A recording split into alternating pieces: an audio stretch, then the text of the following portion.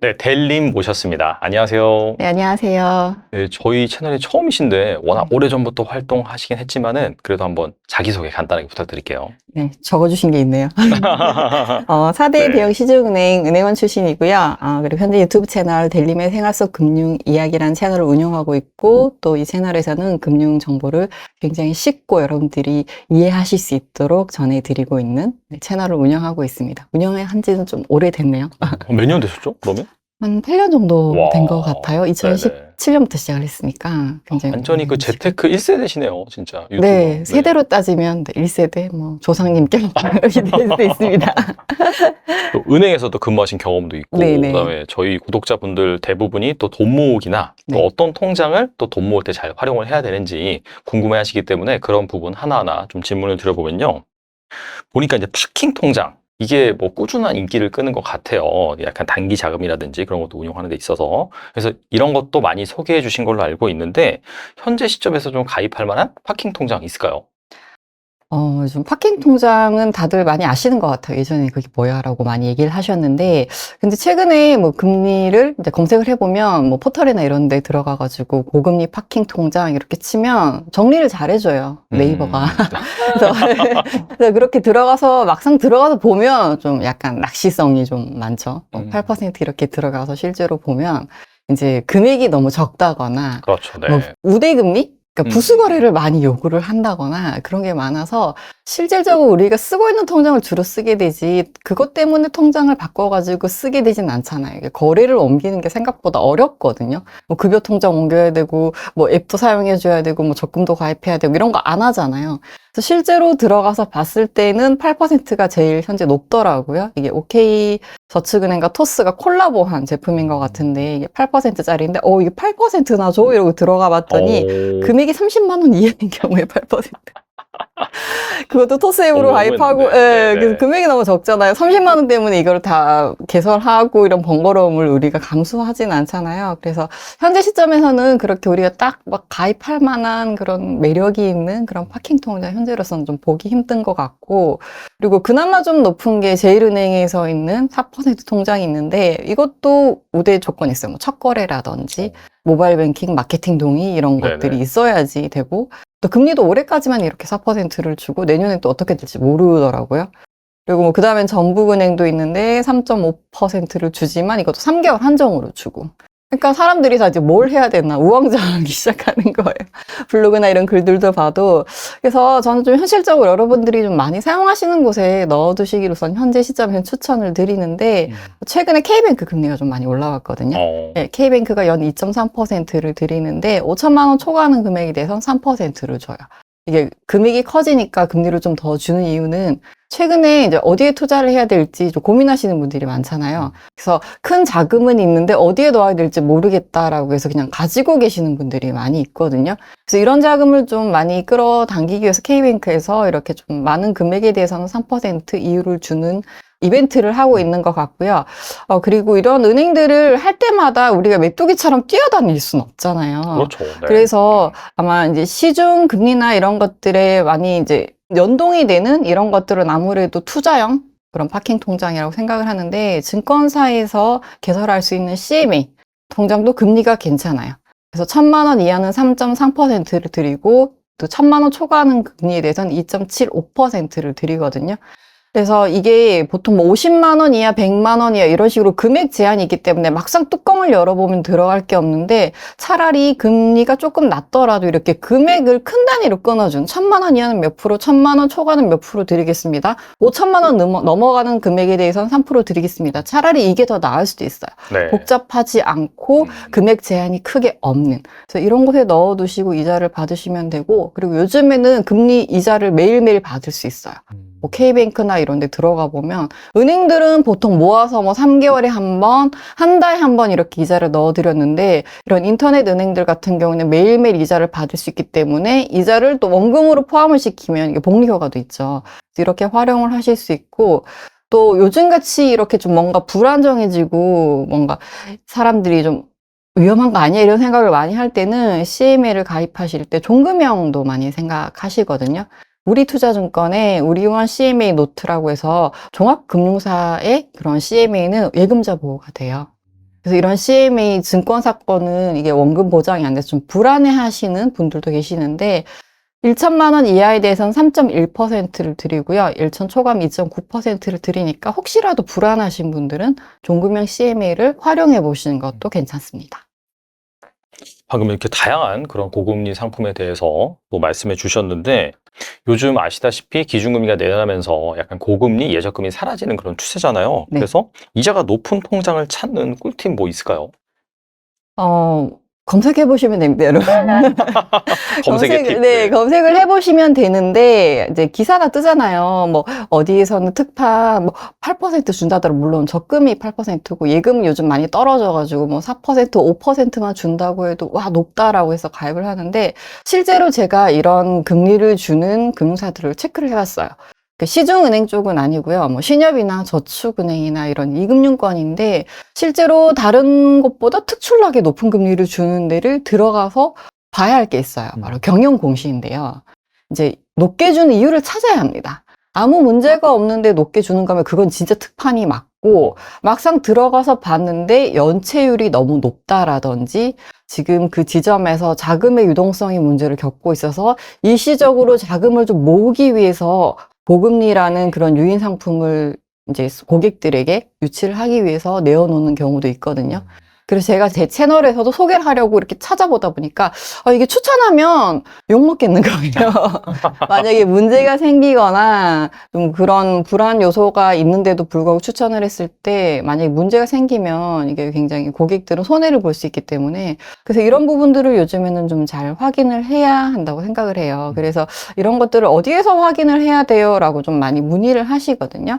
이런 경우에는 이제 여러분들이 흔히 접근할 수 있는 방법은 금융소비자 포털 파인이라는 금감원에서 운영하는 사이트가 있어요. 그래서 여기에서 금융상품 한눈에 들어가시면 금융상품들을 한번 보실 수 있어요. 적금, 예금 이렇게 상품별로 보실 수 있고 금리 순으로도 정리를 해서 보실 수가 있고 또 이자를 얼마를 받을 수 있는지까지 자동으로 계산을 해줘요. 그러니까 이거는 뭐 금감원에서 따로 조사를 하는 게 아니라 금융사에서 여기 등록을 해요. 등록을 하면 이 사이트에서 같이 검색해서 보여질 수 있도록 이렇게 한꺼번에 정리를 해주는 게 있고 그리고 이쪽에 다 나오진 않아요. 금융사에서 등록 안 하면 안 나오거든요. 그래서 이런 경우에는 뭐 일반 마이뱅크라든지 모네타 금융이라는 홈페이지를 활용을 하시면 금리를 조회하실 수가 있는데 이게 또 다 정확한 정보는 아니에요.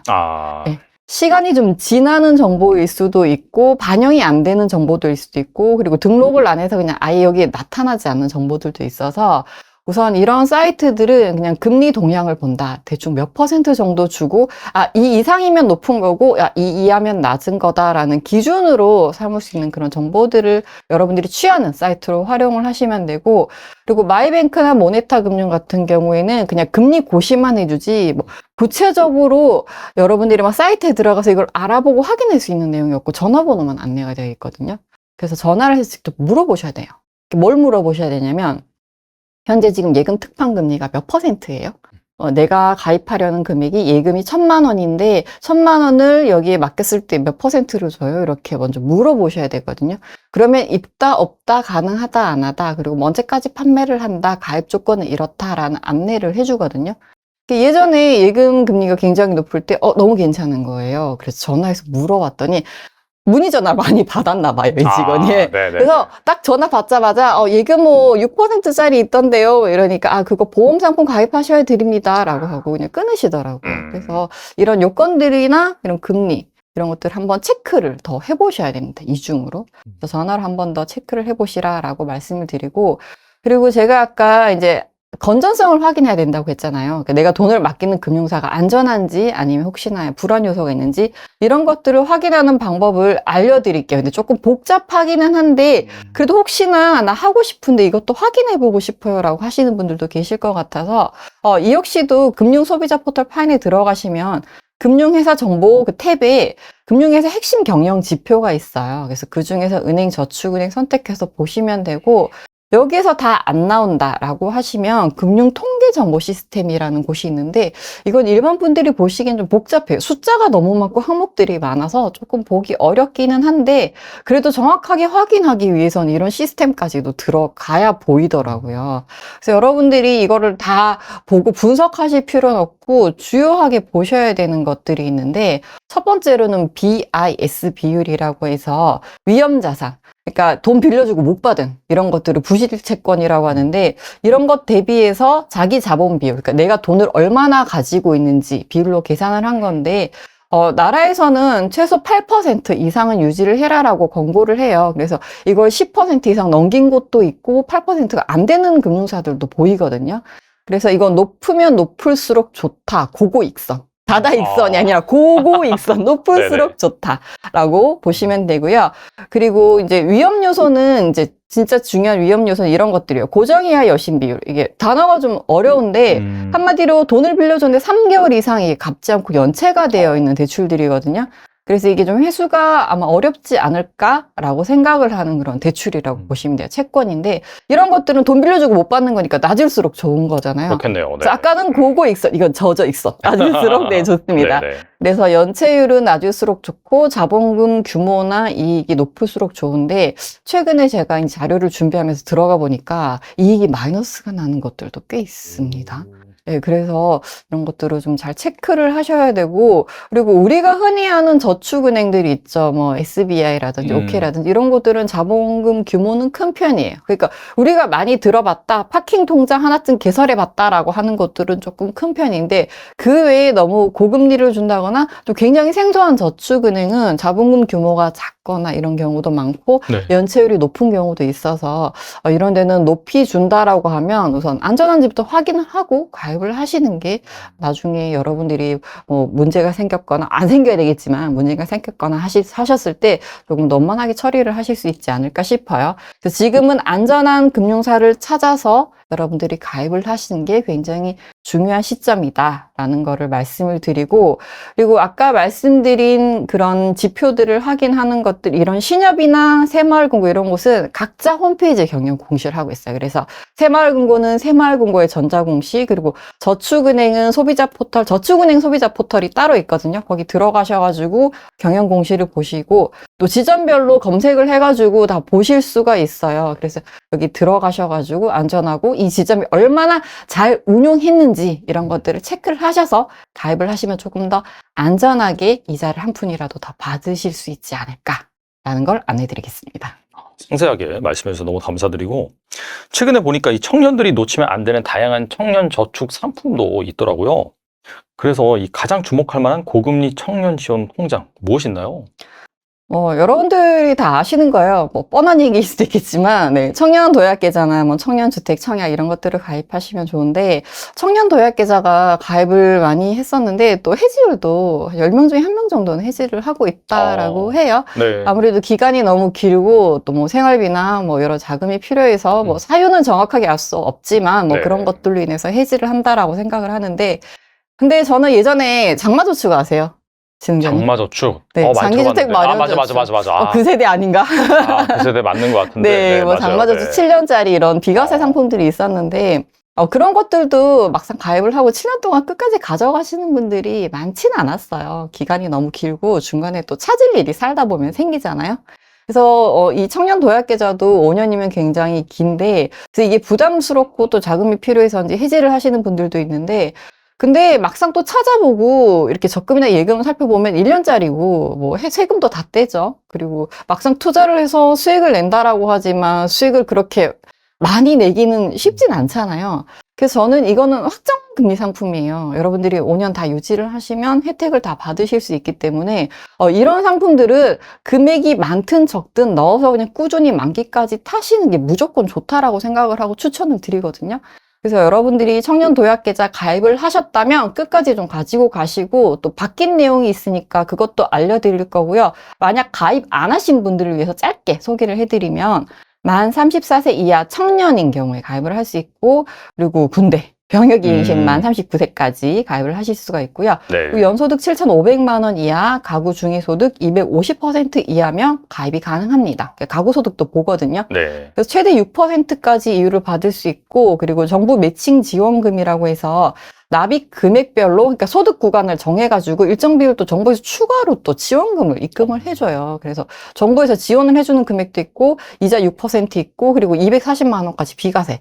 15.4% 이자를 떼지 않고 그냥 세금 안 내고 그냥 240만 원에 대해서는 비과세를 해주겠다. 그래서 이런 혜택들까지 다 더해서 여러분들이 가입을 하시면, 예를 들어서 월 70만 원씩 5년간 이걸 넣었다? 그러면 5천만 원 목돈을 손에 주실 수가 있습니다.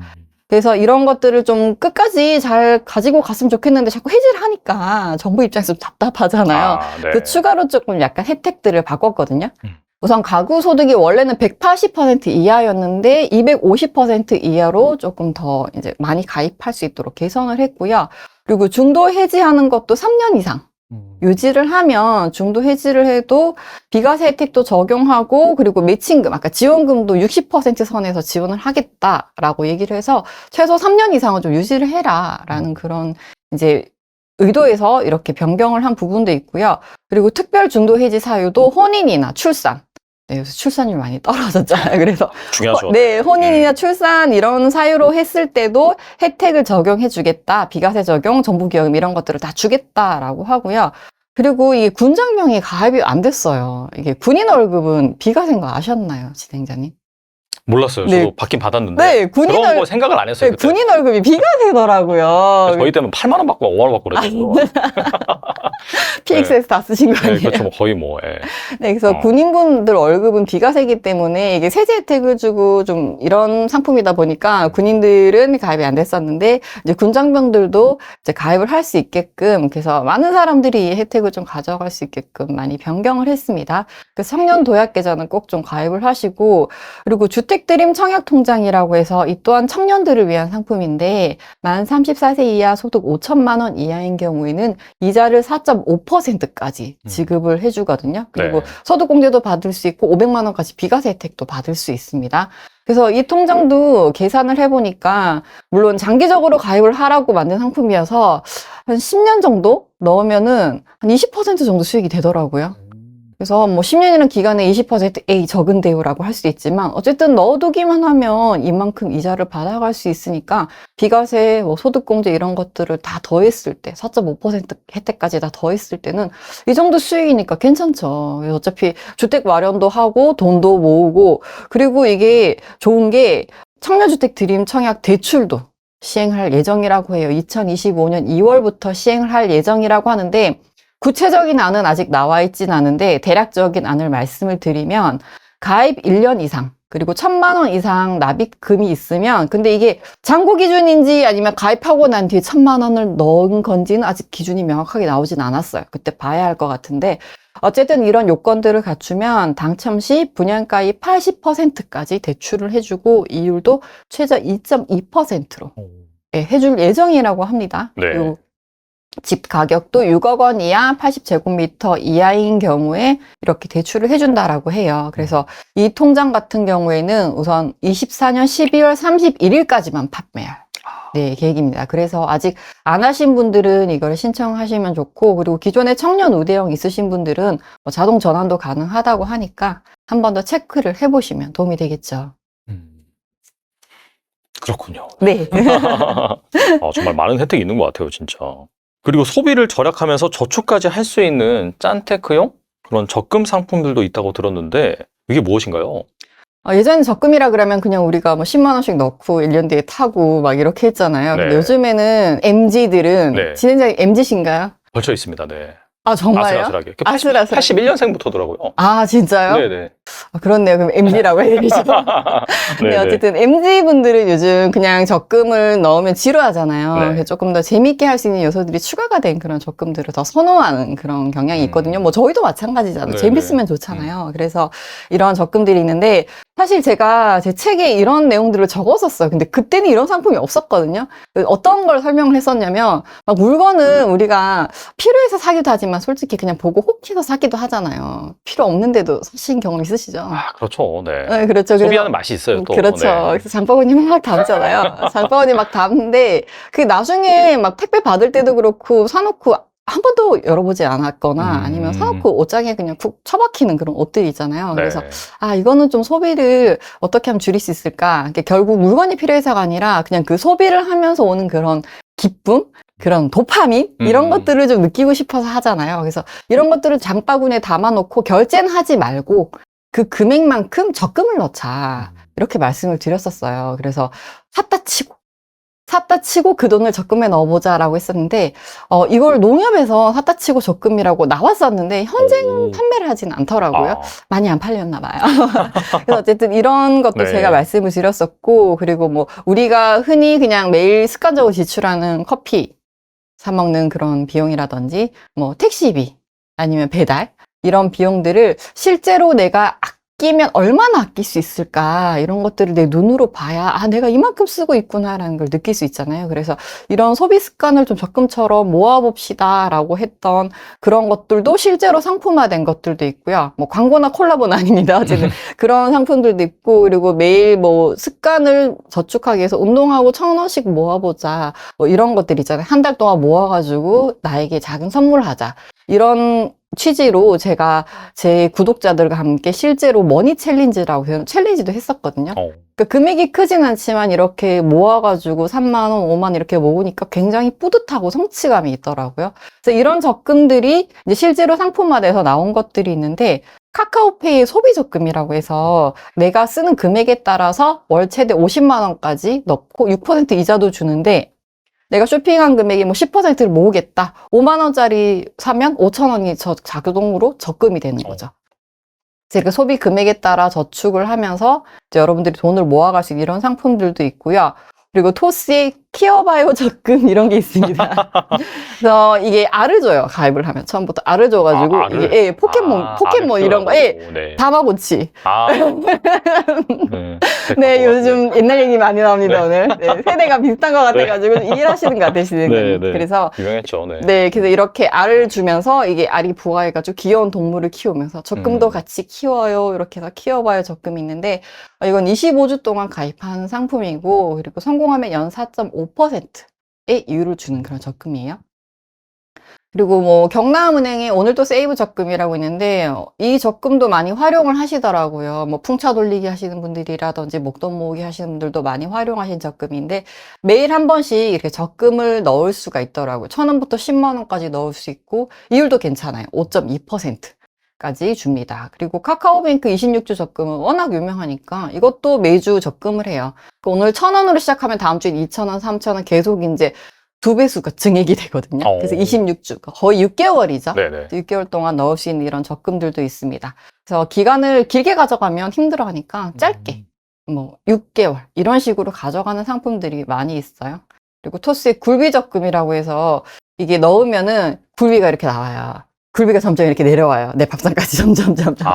네, 이렇게 좀 재미여서. 재밌네. 네네. 그래서 굴비가 점점 짠테크해라 하면서 굴비만 쳐다보고 쇼핑하지 말고. 옛날에 그 자린고비 시절에 네, 그런 그렇죠. 느낌이구나. 네, 그래서 이 상품 기획하는 사람은 정말 아이디어가 좋은 것 같습니다. 그래서 이런 굴비 적금도 있고, 이것도 6개월짜리인데 4.5%를 주고요. 아, 그리고 이런 적금도 있더라고요. 하나은행 타이밍 적금이라고 해서 핸드폰 바탕화면에 이제 버튼을 하나 딱 적금을 가입하면 버튼 그 그림이 하나 딱 생겨요. 그래서 화가 날 때마다 잇 이러면서 누르면 적금이 돼요. 이게 버튼을 누를 때마다. 기분 좋을 때 누르셔도 됩니다. 어쨌든 화가 날 때마다 누른데 어떤 분은 4번까지 눌렀다라고 하시더라고요. 막 직장 상사에게 스트레스를 받고 화가 난다 이러면 막 눌러가지고 그래서 그런 것들을 좀 스트레스도 풀고 이렇게 저축도 하고 이렇게 기분 전환 용도로 사용을 하라고 이렇게 만들었다라고 하더라고요. 그래서 화가 나거나 기분이 좋을 때 타이밍에 버튼을 눌렀을 때 최대 3.95%까지 이자도 받고 돈도 모으고 네, 그래서 이런 적금도 있더라고요. 처음 하셨죠? 요즘? 처음 알았어요, 진짜. 네, 재밌는 게 진짜 많아요. 세상 많이 좋아졌네요. 그쵸. 그리고, 우리은행에는 N일 적금이라고 해가지고, 이게 이제 30일, 그리고 100일, 200일, 예전에 왜 100일 되면 막 100원 줘, 막 이 친구들한테 막 그런 얘기 많이 했었잖아요. 아, 나 커플 100일이야. 커플 100일? 네, 아, 그것처럼 네네. 뭔가 30일, 100일, 200일 이렇게 딱 끊어가지고 이렇게 N일 적금이라고 만드는 게 있는데, 이거 만드신 분은 왠지 우리 세대일 것 같아요. 그러네요. 이게 대부분 약간 구매력이 있고 돈을 좀 모으는 그런 세대가 약간 한 40대 뭐 이렇게 되다 보니까 네, 그런 것 맞아요. 같아요. 네, 그래서 이런 네. 컨셉을 좀 잘 입힌 것 같은데, 그 유명 세포들 캐릭터로 해가지고, 이게 3만 원 이하 이제 감정 기록을 이제 스탬프로, 오늘 화가 나요, 기뻐요, 슬퍼요, 이런 식으로 스탬프 도장을 꼭꼭꼭 찍으면서 이렇게 기록을 할 수 있는데, 이것도 이자율이 높아요. 물론 이제 조건들이 다 있어요. 제가 앞에 말씀드린 적금들도 다 우대 조건이 있는데, 그 조건들이 너무 까다롭거나 복잡하진 않거든요. 그래서 이런 것들을 다 충족을 하시면 최대 6%까지 이율을 받으실 수 있고, 그리고 내가 한 달 동안 기분이 얼마나 들쭉날쭉했나 이런 것들도 한눈에 쫙 볼 수 있으니까 그런 재미 요소들과 함께 돈도 모으세요라는 이런 상품들도 많이 있더라고요. 그래서 적금이 좀 지루하셨던 분들은 이런 상품들을 통해서 좀 재미도 느껴보시고 또 돈도 모으셔가지고 네, 다음 스텝으로 갈 수 있는 그런 종잣돈을 좀 잘 마련을 하셨으면 좋겠습니다. 그래서 첫 번째는 소비를 줄이고 쇼핑을 줄이고 적금하는 그런 성공 경험을 좀 쌓는 게 중요해요. 네. 정말 좋은 팁들, 이렇게 많은 그런 뭐 재테크 수단인 통장이 있는지 몰랐는데, 그래서 말인데, 직장인들이 직장 생활을 하면서 약간 첫 목돈 마련의 목표로 1억 원, 1억을 좀 모으려고 하거든요. 상당히 상징적인 금액이라고 볼 수 있는데, 델님께서도 첫 1억을 모은 경험이 있으실 것 같은데, 가장 빨리 1억을 모으는 방법 추천해 주신다면요? 이게 썸네일이 다 1억이잖아요. 네. 근데 1억이 생각보다 쉽지 않은 금액입니다. 아, 그렇죠. 네. 네, 그 사람들이 저는 좀 결과에 너무 이제 집착을 하는 것 같아요. 이렇게 1억이라는 금액이 굉장히 상징적인 금액이고 뭔가 좀 부동산에 이런 큰 거를 할 수 있는 금액이긴 한데 최근에 황금 티켓 증후군이라고 해가지고 사람들이 이제 이런 1억 모으기, 10억 모으기, 막 경제적 자유 이런 것들을 이루기 위해서 나머지를 포기하는 거야. 뭘 포기할까요? 나머지라고 한다면은 요즘 많이 나오는 문제들 있죠. 뭐 결혼, 출산, 네네네. 다 미루는 거죠. 뒤로 미루고 그냥 우선 돈부터 다 모아놓고 해야지라는 것 때문에 여기에서 오는 스트레스나 압박감이 되게 큰 것 같거든요. 그래서 저는 이런 금액은 그냥 하루아침에 모이는 게 아니라 시간을 두고 점차적으로 모아가는 금액이라고 생각을 해요. 그래서 저는 제가 사회초년생일 때 진짜 예전에 생각을 해보면 그냥 내가 1억 모아야지 이런 것보다는 그냥 지금 쓰는 것부터 우선 좀 줄일 수 있는 게 뭐가 있을까라는 생각을 많이 했었던 것 같아요. 그래서 저 같은 경우에는 처음에 회사 딱 은행 들어가고 은행도 일이 많거든요. 일이 많고 제가 들어갔을 때가 언제였냐면 금융위기 터지기 직전이었어요. 그렇구나. 네, 금융위기 터지기 직전에 들어가서 금융위기가 딱 터지니까 다 그냥 어렵고 다 그냥 뭐 투자 상품들 그런 예금이나 뭐 고객들 은행 뭐 모두 다 어려운 상황이 되어 버리는 거예요. 그래서 너무 바빠서 솔직히 저는 돈 쓸어 갈 시간이 없었어요. 그러니까 뭐 거의 뭐 9 to 5, 9 to 6라고 하는데 저는 8 to 8이었어요. 정말. 8시에 출근해서 8시, 9시 퇴근하고 이랬었거든요. 그래서 돈 쓰러 갈 시간이 없다 보니까 돈이 그냥 정말 쌓였어요. 내 몸은 정말 갈려나가고 있었지만 정말 통장에 돈이 좀 쌓이더라고요. 그래서 그때 경험을 생각해보면 좀 내가 안 써도 되는 금액만 안 써도 돈이 잘 모인다라고 말씀을 드리고 싶은데 근데 이거를 그냥 추상적으로 얘기를 하면 어떻게 해야 될지 모르잖아요. 그래서 내가 얼마를 모을 수 있는지 우선 알아야 되거든요. 그래서 내가 1년에 얼마를 모아서 1억을 언제까지 모으겠다라는 계획이 서는데 뭐 세전, 세후 이런 거 따지지 말고 순수하게 내 월급 통장에 딱 꽂히는 금액이 있죠. 매월 월급날에. 딱 꽂히는 금액이 곱하기 12를 하는 거예요. 1년 동안 내가 받을 수 있는 금액이잖아요. 그렇죠. 뭐 상여금이나 이런 거 있으면 이런 것도 좀 더 하고. 그래서 이런 금액들을 딱 계산해서 실질적으로 내가 얼마를 받고 있는지를 우선 확인을 한 다음에 저는 이런 거 물어보시면 항상 하는 얘기가 있어요. 뭐 강의나 이런 데 가도 뭐 저 돈이 덜 모여요. 어떻게 모아야 1억을 빨리 모을 수 있을까요? 저는 그럼 그렇게 얘기해요. 다음 강의 시간까지 숙제를 내줍니다. 카드 명세서 3개월치 뽑아서 가지고 오세요. 앉으세요. 형광펜 들고 앉으세요. 라고 해서 이 중에서 본인이 꼭 써야 될 것과 쓰지 않아도 된 금액들을 다르게 표시를 하라고 합니다. 그래서 이 불필요한 지출들이 표시되잖아요. 그래서 이 금액은 아낄 수 있는 방법이 뭔지 물어보고 이 금액만큼 더 저축을 하면 더 빨리 1억을 모을 수 있다라고 이야기를 해요. 에이, 그게 뭐야? 라고 하실 수도 있는데, 근데 모르는 분들이 많거든요. 실제로 저도 계속 체크하지 않으면 그렇게 새는 돈들이 생기고 진행자님도 마찬가지잖아요. 본인이 카드에 몇 월 며칠에 몇 건을 썼고 얼마를 썼고 이런 걸 잘 기억하진 전혀 않잖아요. 못하죠. 네. 그래서 이런 것들을 관리를 해야 되고, 그래서 이렇게 카드 명세서 보고 고정 지출, 그리고 내가 뭐 꼭 써야 되는 지출, 그리고 이런 것들을 제외하고 나면 불필요한 지출들이 나오니까 그런 건 다 모은다라고 이제 계산을 하고 내가 전체 1년 동안 받을 수 있는 금액, 그리고 내가 카드에 쓰는 금액, 요거를 딱 빼고 나면 실제적으로 진짜 모을 수 있는 내가 정말 찐 저축 금액이 나오는 거거든요. 그래서 이런 금액들을 다 계산을 해서 내가 얼마를 모을 수 있고 이제 얼마를 쓰는지를 딱 계산을 하면 요 금액이 나면 내가 1년에 한 2천 모을 수 있겠다라고 하면 곱하기 5를 해야 되는 거죠. 아, 그러면은 5년 동안 1억 모으기가 가능한 거고 이렇게 내가 여기서 지출을 늘리지 않고 어떻게 이 1억을 잘 모을까? 아니면 조금 더 줄여서 이 1억을 조금 더 빨리 모을 수 있는 방법은 없을까? 이런 것들을 고민을 하면 1억을 좀 빠르게 모을 수 있겠죠. 그래서 제가 아까 2007년 금융위기 때 입행을 했다라고 했잖아요. 그래서 저는 좀 이런 호황과 불황을 정말 동시에 1년 사이에 다 봤어요. 야, 그때 펀드가 되게 핫했거든요. 2007년도 그때 엄청 핫했죠. 특히나 펀드 진짜 핫했어요. 뭐 중국, 인도, 뭐 브릭스 하면서. 맞아요.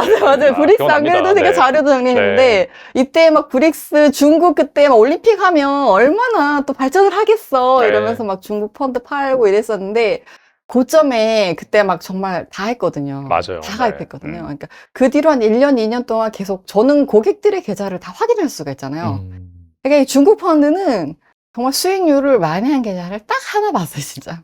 있긴 있네요, 그래도. 네. 오. 근데 이게 있긴 있는데 어떻게 하셨냐면 이분은 적립식으로 꾸준히 나오셨어요. 아, 그때 어떤 양상이 짙었냐면 목돈 예금을 펀드로 돌리자, 이게 투자를 하면 수익이 많이 날 거다 이러면서 그냥 한꺼번에 1,000만 원, 막 5천만 원, 막 2천만 원, 1억씩 이렇게 들어가신 분들도 있었거든요. 저치식으로 많이 드셨고. 네, 너무 고점에 들어가니까 이게 그 이상 올라가 있으긴 하는데 그 이상 올라가지 못하니까 계속 그냥 마이너스가 나면서 거의 반토막이었어요. 근데 딱 한 분, 이분 100%였거든요. 이야. 수익률.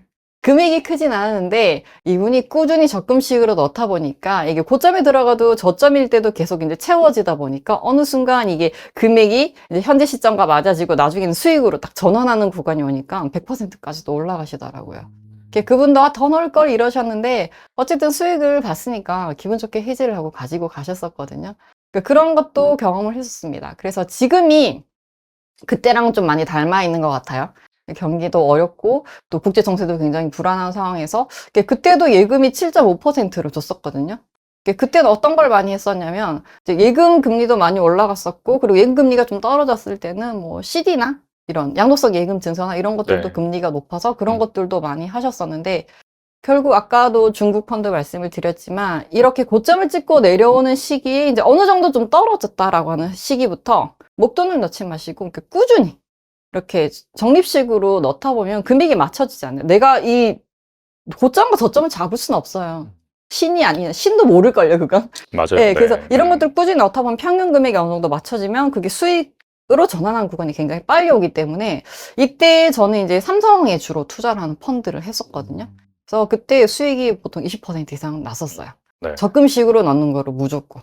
그래서 고객분들한테도 적금식으로 넣어라. 라고 해서 수익이 나는 거를 직접 경험을 했습니다. 그래서 여러분들이 잘 모으시고 내가 얼마를 모을 수 있는지를 체크를 하는 것도 중요하고 그리고 이렇게 투자도 좀 해보고 싶다라고 하시면 좀 꾸준히 모으셔가지고 그 금액도 수익으로 전환하는 구간으로 좀 빨리 돌릴 수 있게 이렇게 공부도 하시고 조금씩 적립식으로 넣어보시면 모으는 금액과 수익금까지 더해가지고 1억 원을 조금 더 빨리 모을 수 있는 그런 게 되지 않을까라고 생각을 해요. 그리고 소비 통제에 대한 조언도 많이 해주신 걸로 알고 있는데 정말 창피함을 무릅쓰고 이렇게까지 해봤다 할 수 있는 극단적인 짠테크 경험을 말씀해 주신다면요. 저는 주로 BMW를 이용합니다. 아, BMW. 뭔가요? 아실 것 같아. 아, 근데 갑자기 버스. 네. 애니, 메트로, 네네. 네, W가 워크. 네, 맞아요. 알고 있습니다. 저는 네. 대중교통을 주로 이용하거나 아니면은 주로 걸어요. 요즘 운동 많이 하러 가시잖아요. 아니, 하러 가고 싶잖아요. 요즘에 뭐 어플 잘 돼 있어가지고 뭐 그 걷는 거라든지 뭐 뛰는 거 이런 것도 상당히 좀 잘 네, 어플 잘 통해서 체크해주고, 뭐, 거리도 측정해주고, 내 맥박까지도 다 체크를 해주는데, 심지어 시계를 차면. 그래서, 요즘 일부러 운동을 하러 가서 뭐 돈까지 쓰고, 복장까지 갖춰가지고 하는 것보다, 저는 그 일상 속에서 이렇게 걷고, 이렇게 운동할 수 있는 기회를 만드는 게 되게 중요하다라고 생각을 하거든요. 그래서 저는 학생 때도 이렇게 학원 같은 거 갈 때 버스로 갈 수 있었지만, 걸어 다녔어요.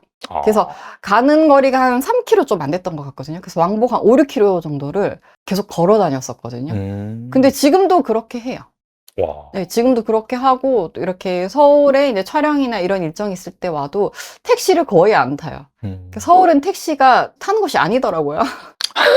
많이 막힙니다. 네, 네, 네. 그래서 오래 더 걸리고 시간 음, 쓰고 돈 쓰고 이렇게 했는데 어쨌든 전 웬만하면 지하철 타고 다니고 그리고 좀 가까운 거리 한두 코스 거리는 운동 삼아 걸어 다니기도 하고 전 이렇게 걸어 다니는 거 그리고 대중교통 이용하는 거 그리고 많이 하고 그리고 저는 이렇게 와도 맛집 투어는 잘 안 해요. 이렇게 출장을 와도 맛집 투어를 갈 법도 한데 네. 저는 뭐 간단한 거 그냥 샌드위치나 요기할 수 있는 거 아니면은 그냥 뭐 간단하게 태워 먹을 수 있는 그런 것들 좀 잘 나오잖아요. 그래서 그런 것들로 간단하게 먹고 특별히 미팅이 있거나 이런 거 아니면 저는 굳이 그렇게 식사비에 지출을 크게 하지는 않는 편입니다. 그래서 이런 것들도 좀 아끼면 금액이나 이런 것들이 세이브가 되고 그리고 저는 뭐 돈도 돈인데 그만큼의 가치는 모르겠어요. 내가 이만큼 주고 뭐 15,000원, 2만 원, 3만 원 주고 이 정도 먹을 가치가 있나라는 생각이 좀 들어서 그렇게 하고 그리고 옷 같은 것도 또 우리가 마음에 들면 구매를 하잖아요. 네. 그러니까 저는 약간 두 가지를 먼저 생각하거든요. 음. 이 옷이 내가 지금 사지 않으면 다음에 또 살 수 있을 것인가. 그러니까 기회비용이죠. 네. 그래서 우선 살 수 없을 것 같다라고 하면 그냥 바로 사는데 그 사는 기준도 이걸 샀을 때 내가 10년 정도 입을 수 있을까?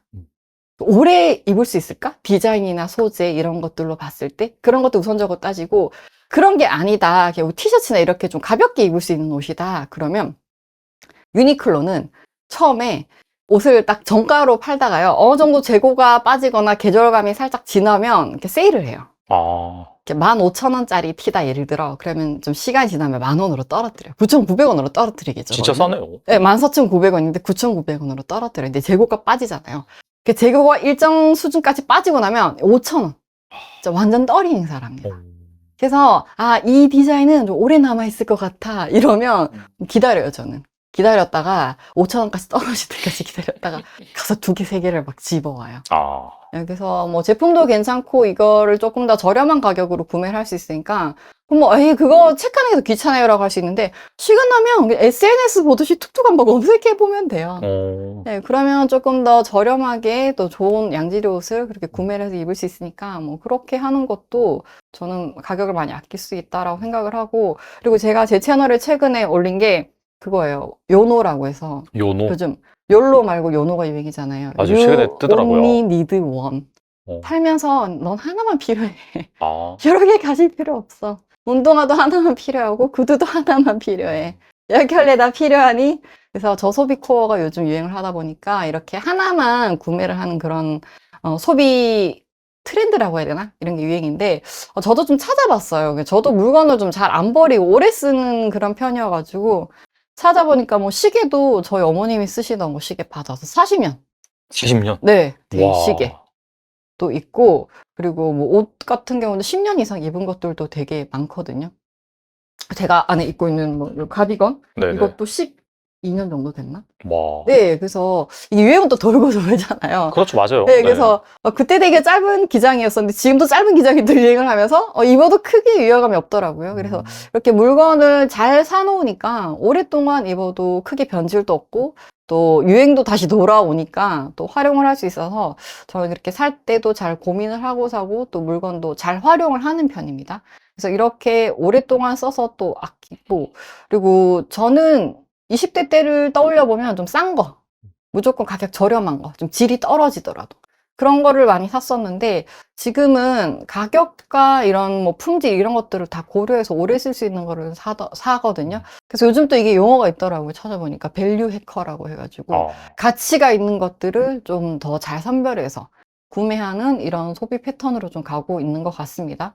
그래서 뭐 티끌모아 태산이 우리가 저축할 때 많이 하잖아요. 뭐 소액을 아껴서 태산을 만들자라고 했는데 소비도 마찬가지인 것 같아요. 티끌이 모이면 정말 쓰레기가 태산이 되거든요. 네. 그래서 이런 저축 용어지만 소비에도 적용이 된다라고 생각을 하고 매일매일 이렇게 사소한 금액들도 아끼다 보면 금방 또 큰 돈을 모을 수 있으니까 이런 생활 속에서 아낄 수 있는 팁들도 여러분들이 좀 잘 좀 챙겨서 하셨으면 좋겠습니다. 그리고 채널에서 구독자 재무 상담도 해주시던데 가장 인상적이었던 재테크 사례가 있다면 무엇이 있을까요? 제가 제 채널에서 이제 구독자들을 모아가지고 이제 챌린지를 한번 했었어요. 그래서 이제 본인의 뭐 월급이라든지 이런 것들 관련해가지고 뭐 얘기를 나누기도 하고, 그리고 그 이제 본인이 모으고 싶은 금액 목표 이런 것들을 미션을 주고 적금을 만들어서 한번 넣어보라고 했거든요. 그래서 그렇게 해서 넣고 또 아무래도 같이 챌린지를 하다 보니까 서로 뭐 궁금한 것도 묻게 돼요. 저축은 얼마나 하시나요? 저축률이 얼마가 되세요? 뭐 이런 것도 물어보고, 이거 이번에 자동차 바꾸려고 하는데 살까요 말까요? 막 이런 얘기들도 막 나누거든요. 솔직히 돈 얘기는 주변의 친구들이랑 잘 안 하게 되잖아요. 가까운 사이여도 그런 돈 얘기는 좀 안 하게 되는데 오히려 모르는 사람들이 같은 목표를 가지고 모이다 보니까 그런 얘기들을 좀 자유롭게 나누게 되더라고요. 그래서 이렇게 얘기를 나누고, 그거는 안 사셔도 돼요. 그거는 좀 이렇게 해보시는 게 어때요? 이렇게 얘기를 나누다 보니까 서로 소통하다 보니까 이분이 다음 달 카드값 받고 깜짝 놀랐어요. 카드값이 무려 100만 원이나 아껴진 거예요. 그러니까 이게 본인이 그냥 큰 필터링 없이 그냥 필요하면 그냥 10만 원, 20만 원 이렇게 쓰던 게 옷 살 때 뭐 30만 원, 뭐 먹으러 갈 때 5만 원, 10만 원 이렇게 배달비를 막 쓰던 게 그게 나가던 금액이 100만 원 정도 됐었던 거예요. 그래서 다음 달 카드 값에 바로 반영이 되더라고요. 그래서 이분이 그 금액이 줄어든 걸 보고 깜짝 놀랐어요. 요즘 페이먼트 쇼크라고 해가지고 결제 일반 되면 두근두근 하시는 분들 많으시죠. 카드값이 얼마나 늘었을까? 이번 달 카드값을 내 월급으로 이렇게 메꿀 수 있나? 이런 걸 좀 두려워하시는 분들이 굉장히 많다라고 해요. 그래서 이걸 페이먼트 쇼크라고 부르더라고요. 결제일에 대한 그런 공포? 그래서 이분은 그걸 극복하신 거예요. 맨날 카드값을 월급이랑 맞바꾸는 생활을 하시다가 이게 100만 원, 150만 원 줄이니까 와, 이거 나 줄일 수 있네? 라는 생각에 좀 저축 금액을 좀 높여봐야 되겠다. 이렇게 좀 자신감을 가지시는 분도 계셨고, 그리고 아까 말씀드렸던 실제로 현장 강의에 가서는 카드 명세서 뽑아가지고 실제로 바로바로 체크해서 저축률을 높일 수 있는 거를 말씀을 드리는 그런 케이스도 있었고, 그리고 제 채널의 재무상담 컨텐츠 같은 경우에는 다 명세서를 받아요. 그러니까 월급이 얼마고요. 제가 매월 나가는 고정지출이 얼마고 저축금액이 얼마고, 그리고 소비 금액은 대충 이 정도 되고, 고정지출이랑 변동지출이 나오니까 대략적인 소비 패턴도 알 수 있거든요. 그래서 실제로 그렇게 했는데 저축률을 높일 수 있는 금액 몇 %까지 올릴 수 있습니다 라고 말씀을 드렸는데 그걸 또 실제로 실천을 하신 분도 있어요. 그래서 그 저축률을 맞춰가지고 좀 목돈을 모아서 나중에 내 집 마련이나 결혼 자금으로 쓰려고 모으시는데 그거를 착실하게 이행을 해서 1억 모으기를 해나가시는 분들도 있습니다. 그래서 이거를 보면서 좀 느꼈던 건 이게 돈을 모으고 싶은데 뭘 해야 될지를 모르고 좀 어떻게 해야 될지, 그러니까 하나하나 좀 A to Z를 이렇게 옆에서 좀 알려주고 코치해주거나 아니면 소통할 수 있는 사람이 필요한데 이런 소통 창구가 좀 많이 부족하다라는 생각이 좀 많이 들었어요. 그래서 그런 것들을 어떻게 단계적으로 할 수 있을까라는 걸 좀 담은 게 제 책이거든요. 네, 제 머니 챌린지라는 책인데 앞에 이미지 나왔죠? 한 번 더 띄워주세요. 그래서 네. 그 책은 보통 일반적으로 사람들이 그냥 이거 해라 저거 해라 라는 재테크 서적은 많잖아요. 근데 저는 그런 책들은 많으니까 이렇게 스스로 좀 내 거를 찾는 거를 좀 내가 얼마를 쓰고 내 저축 목표는 뭐 이런 것들을 좀 정리하는 시간이 필요하다라고 생각을 해서 제 책은 책이지만 책이라기보다는 좀 워크북에 가깝거든요. 그래서 내 재테크 다이어리 개념으로 쓴 책이어가지고 뭐 책이 있으신 분들은 그걸 참고를 하셔도 되고 없으신 분들은 그 목차나 이런 것들을 좀 참고를 해서 내 스스로 좀 다이어리도 한번 써보고 내가 어떻게 아끼고 어떻게 모으고 할 수 있을지를 좀 로드맵을 짜 나가는 그런 가이드 도움을 좀 받으셨으면 좋겠어요. 저는 정말 진심이었거든요. 이거를 적는데. 그러니까 내가 책을 막 두껍게 많이 써가지고 정보를 전달하자가 아니라 이게 실제적으로 도움이 좀 필요한 사람들이 적었을 때 내가 내 금융생활 전반을 체크하고 또 돈을 모아가는 걸 어떻게 좀 짜나가면 좋겠다라는 거를 알려드리고 싶었어요. 이 책인데요. 이 책 안에 이제 여러분들이 책이 공란이 많아요, 이 책이. 아, 적는구나, 네, 이제 자기 이제 상황을. 읽는 시간도 안 걸려요, 솔직히. 어. 이렇게 공란으로 적으실 수 있는데, 제가 이제 꼭 해보시라고 말씀드리는 게 드림보드라고 해가지고, 이제 내가 이루고 싶은 거를 이렇게 사진이나 이미지로 오. 시각화하는 거거든요. 여행사전 그래서 같아요. 네, 그래서 네. 이거는 제가 이렇게 예쁘게 찍어서 이렇게 잘라가지고 붙였는데, 하고 싶은 것들을 이렇게 직접적으로 시각화해서 붙이면 조금 더 동기부여도 되고, 아, 진짜 열심히 해야겠다, 이런 생각이 들거든요. 그래서 이런 드림보드나 아니면은 내가 현재 쓰고 있는 소비나 이런 것들을 체크할 수 있게 이런 설명과 덧붙여가지고, 이렇게 여러분들이 하실 수 있는 것들을 이렇게 잘 만들어 놨어요. 그래서 이 책 공란이 왜 이렇게 많아요로 가는데 적으셔야 됩니다, 여러분. 적으셔야 네. 뭔가 일이 이루어져요. 그래서 이런 것들을 좀 도움을 받으시라고 만든 것도 있으니까 제가 이걸 그냥 받는 게 아니라 이렇게 내 월급을 부탁해나 재무상담 컨텐츠를 하면서 진짜 좀 필요한 부분들이 뭘까라는 걸 많이 고민을 해서 만든 책이에요. 그래서 어려우시면 저한테 물어보셔도 되고요. 어쨌든 이런 것들을 도구들이 많이 있으니까 좀 활용을 하셔가지고 여러분들이 좀 돈을 잘 모아 나가셨으면 좋겠어요. 그 재테크의 시작은 자기 상황 파악인 것 같아요. 자기 현상, 자기 소비 맞아요. 습관 이런 것들을 먼저 파악을 하고 여기서 뭘 개선시킬지 그런 거에 대한 정말 좋은 책이기 때문에 같이 완성해 간다는 관점에서 꼭 한번 읽어보시면 좋을 것 같다는 생각이 들고요. 그 다음에 은행원 시절 VIP 자산 관리부터 유튜브 구독자 재무 상담까지 다양한 케이스를 경험해 보셨을 텐데 아무리 열심히 일해도 돈을 못 모으는 분들의 공통점은 무엇일까요? 이것도 제가 할 말이 많은데 제가 유튜브를 시작하게 된 계기입니다. 그래요? 유튜브 시작하게 된 계기인데 네네. 이게 아까도 말씀하셨지만 이게 메타인지가 필요해요. 뭐 삶에서도 그렇고 금융도 그렇고 자기 객관화. 그러니까 내가 좀 어떤 사람인지 뭘 알고 뭘 모르는지를 좀 알아야 되는데 이게 자기 객관화가 안 돼 있는 사람들이 굉장히 많아요. 그래서 실제로 상담을 해보면 이게 바로바로 그냥 캐치가 되거든요. 그래서 돈을 못 모으는 사람 첫 번째는 우선 금융 문해력이 낮은 사람. 그러니까 금융의 이해도가 좀 떨어지는 사람들인데 내가 이 신용카드나 이런 신용대출이나 이런 담보대출 이런 거 받으려면 뭐가 필요해요? 신용이 필요하죠? 네, 네네. 신용이 필요해요. 근데 신용에 대한 그런 기본적인 개념이 없다 보니까 그냥 돈이 필요하면 그러니까 돈이 나오는 데 가서 덜컥 그냥 대출을 해버리는 거예요.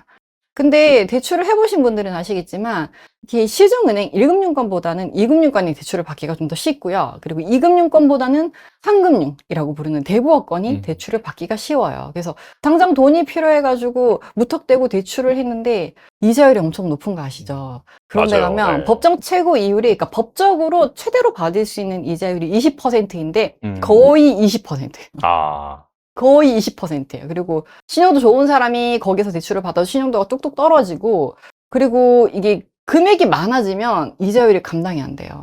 이게 금액이 제가 실제로 상담한 사례는 남성분이었는데 그러니까 본인이 시중은행 대출로 갈아타고 싶대요. 그래서 왜 갈아타고 싶냐라고 했더니 이자율이 너무 세서 감당이 안 된대요. 그래서 얼마를 대출을 내셨어요? 라고 했을 때 5천만 원 대출을 했는데 이자율이 거의 20%인 거예요. 그럼 20%면 얼마예요? 1,000만 원이잖아요. 연간 갚아야 되는 금액이 이자로만 내는 금액이 1,000만 원인데 월로 하면 월 83만 원씩 이자로 내고 있어요. 야. 그러니까 월급을 진짜 많이 받는 사람이 보통 200에서 300 사이일 건데 그 중에서 83만 원을 이자를 주고 나면 내 주거비, 생활비 써야 되는데 원금은 언제 갚는 거예요? 그러니까 이자만 내다가 이 대출이 계속 굴러가니까 원금도 못 갚고 갈아타지도 못하고 이러니까 시중은행으로 좀 싼 걸로 바꿔가지고 저 이 대출 빨리 없애고 싶어요 라고 했는데 신용도가 너무 떨어진 상태여가지고 이게 갈아탈 수가 없는 거예요. 그래서 왜 이 대출을 받으셨어요? 라고 물어봤어요, 제가. 혹시나 뭐 다른 문제 때문에 받으셨나요? 모르고 했대, 모르고. 본인은 이게 이렇게 본인을 곤란하게 만들 줄 몰랐대. 신용도가 떨어지는 줄도 몰랐고, 그냥 급해가지고 빨리 되는 대로 알아보고 했는데, 이게 이자가 이렇게 센 줄도 몰랐고, 그래서 원금도 못 갚을 줄 몰랐고, 신용도 떨어질 줄 몰랐고, 그래서 시중은행 대출 못 받을 줄 몰랐대요. 저한테 거의 울면서 얘기를 했었거든요. 근데 어쨌든 잘 갚아 나가셔가지고 조금이라도 줄이셔가지고 시중은행으로 넘어올 수 있는 상황이 됐을 때 그때 한번 다시 신청을 하시라라고 말씀을 드리고 상담을 마무리했는데 굉장히 안타까웠거든요. 그래서 실제로 은행에 앉아서 이렇게 상담을 하거나 고객들을 많이 만나보면 이게 그냥 어려운 거 아니거든요. 알면 하는데 몰라서 못하는 분들이 너무 많은 거예요. 그래서 이거를 좀 더 쉽게 알려주고 이거를 교육을 해주는 게 필요하다라고 생각을 했는데 실질적으로 학교 교과 과정에 채택되어 있는 것도 아니고 실질적으로 어디 가서 이런 거를 들어야 될지도 모르겠고 그거를 유튜브를 하나 두 개씩 올리다 보니까 이렇게 유튜브를 계속해서 하게 된 거죠. 그래서 금융을 좀 모르는 사람이었고 금융 문해력을 모두 높였으면 좋겠다. 문맹 탈출도 좋지만 어쨌든 저는 그냥 금융은 이해하면 이해가 되는 그런 과목이거든요. 그래서 네네. 금융 문해력을 좀 높였으면 좋겠다라는 생각에 이렇게 여러분들에게 좀 설명을 드리고 그리고 이런 부분들을 좀 많이 공부를 하시라라고 말씀을 드리고 그리고 두 번째는 돈 못 모으는 사람들은 앞에서 말씀드렸던 것처럼 좀 무관심한 사람들. 본인이 돈을 버는데 어디에 쓰고 어떻게 모으고 있는지 모르는 사람들이 있거든요. 실제로도 이렇게 유튜브나 이렇게 인플루언서들 보면 아무래도 팬덤이 형성되어 있다 보니까 사람들이 요즘 궁금한 게, 아, 내가 구독하는 이 유튜버는 돈을 어떻게 모으나.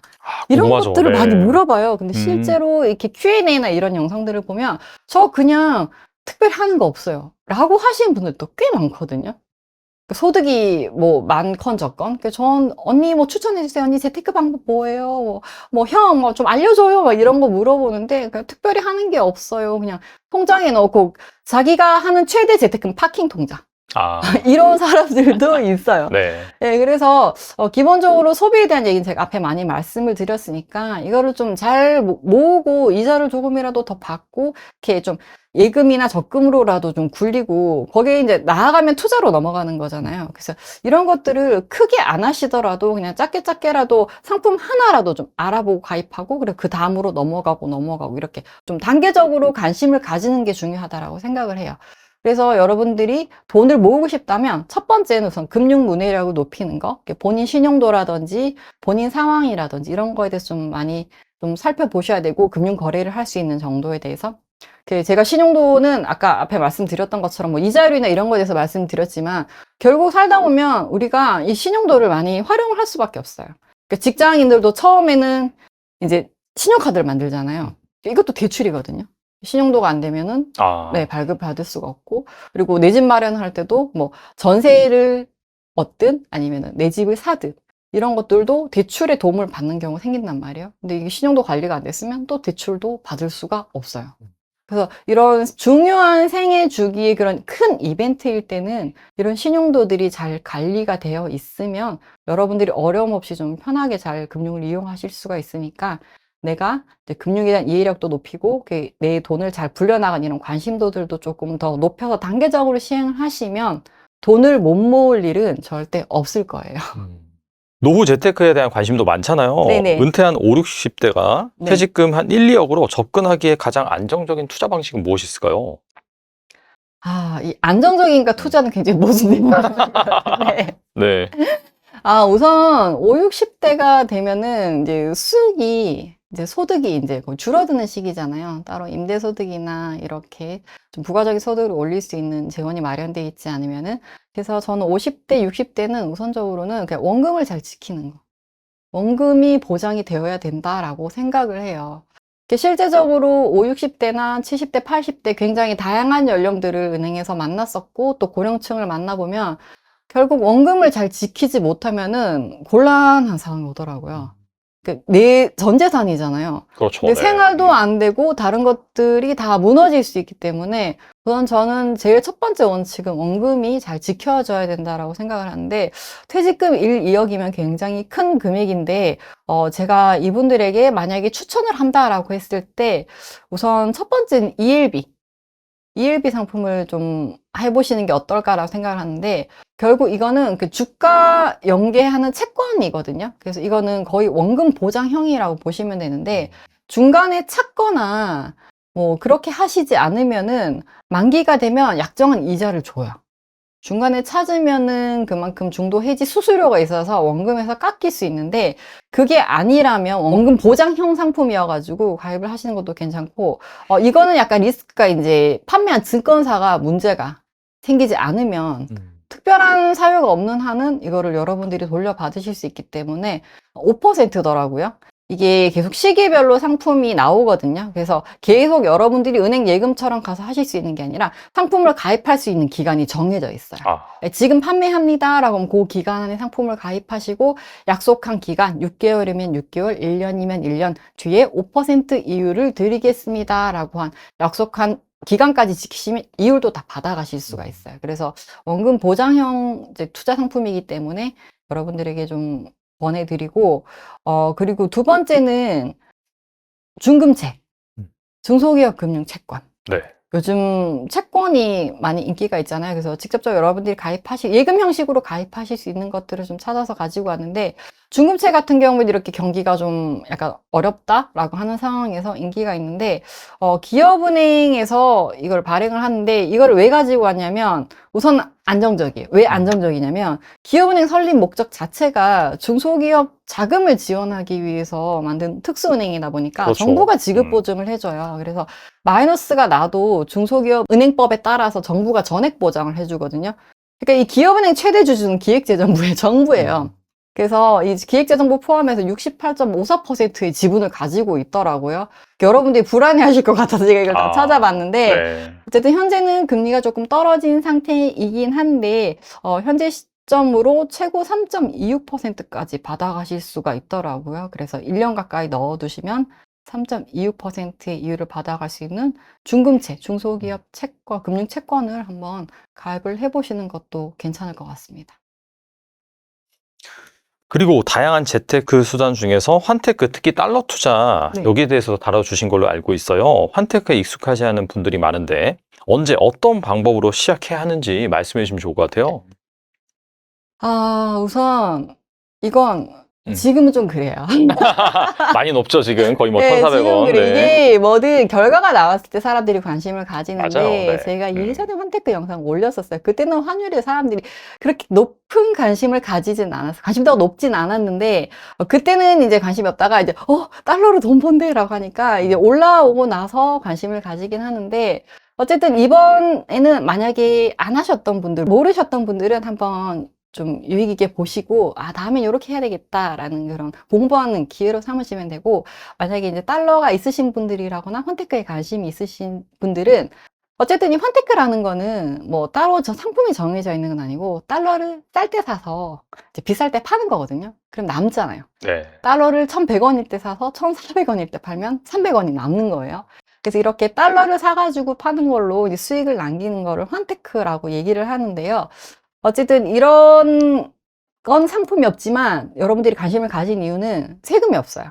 그냥 매매 차익에 대해서 수익을 가져가는 거기 때문에 어떻게 규정할 수 있는 법이 없어서 이거는 세금을 따로 내지 않고, 그리고 금융상품들이나 다른 투자들도 많이 이용을 하시지만 어쨌든 여러 가지가 있잖아요. 금도 있고 달러도 있고 뭐 주식도 있고 펀드도 있고 여러 가지 자산들 중에 그냥 좀 분산 투자하는 개념으로 가실 수 있는 자산 중에 하나라고 말씀드리고요. 그리고 예금이나 이런 상품들, 외화 예금도 있거든요. 이런 상품들을 이용을 하시면 예금자 보호도 되니까 조금 더 안전하게 투자를 하실 수 있어서 이런 상품에 많이 관심을 가지시는데, 제가 지금은 아니라고 말씀드렸잖아요. 지금 제가 어제자 기준으로 1,386원이더라고요. 맞아요. 많이 좀 네. 높아요. 그래서 이거 언제 들어가요? 라고 하는데, 10년치를 보니까 1,110원일 때도 있었어요. 그래서 이때 들어갔으면 지금 돈을 벌겠지만, 어쨌든 지금은 그래프상으로 봤을 때는 굉장히 고점, 꼭대기 바로 아래에 있기 때문에 지금 많은 금액을 넣으시는 거는 제가 추천은 드리지 않고요. 대신 달러를 좀 사뒀거나 여행을 가려고 뭐 달러를 좀 모아뒀다거나 달러를 꾸준히 사셨던 분들은 지금 하실 수 있는 재테크 방법이 있습니다. 좋은 환테크 방법은 예금인데요. 원래 외화 예금이 이게 달러가 우리나라 돈이 아니잖아요. 그래서 이 달러를 가지고 오고 달러를 이제 우리나라에서 소화를 하는데 여러 비용이 들기 때문에 달러 예금 이자가 없어요. 0원이에요. 거의 이자를 안 주는 수준입니다. 그렇구나. 예, 우리나라 입출금 통장보다도 못하는 수준인데, 어쨌든 이런 외화 예금에는 이자를 주지 않는데 지금은 외화 예금에 이자를 줘요. 그래서 1년짜리 넣으면 4.3%를 주고요. 그리고 3개월짜리를 넣으면 4.49%를 줘요. 이게 일반 예금보다 이율이 높잖아요. 그래서 이거는 이제 고시되는 이율에 따라서 바뀔 수는 있는데, 산업은행이 현재 외화 예금이 굉장히 높아요. 그래서 이 홈페이지 들어가 보면 지금 인기 있는 상품 중에 탑2가 외화 예금이거든요.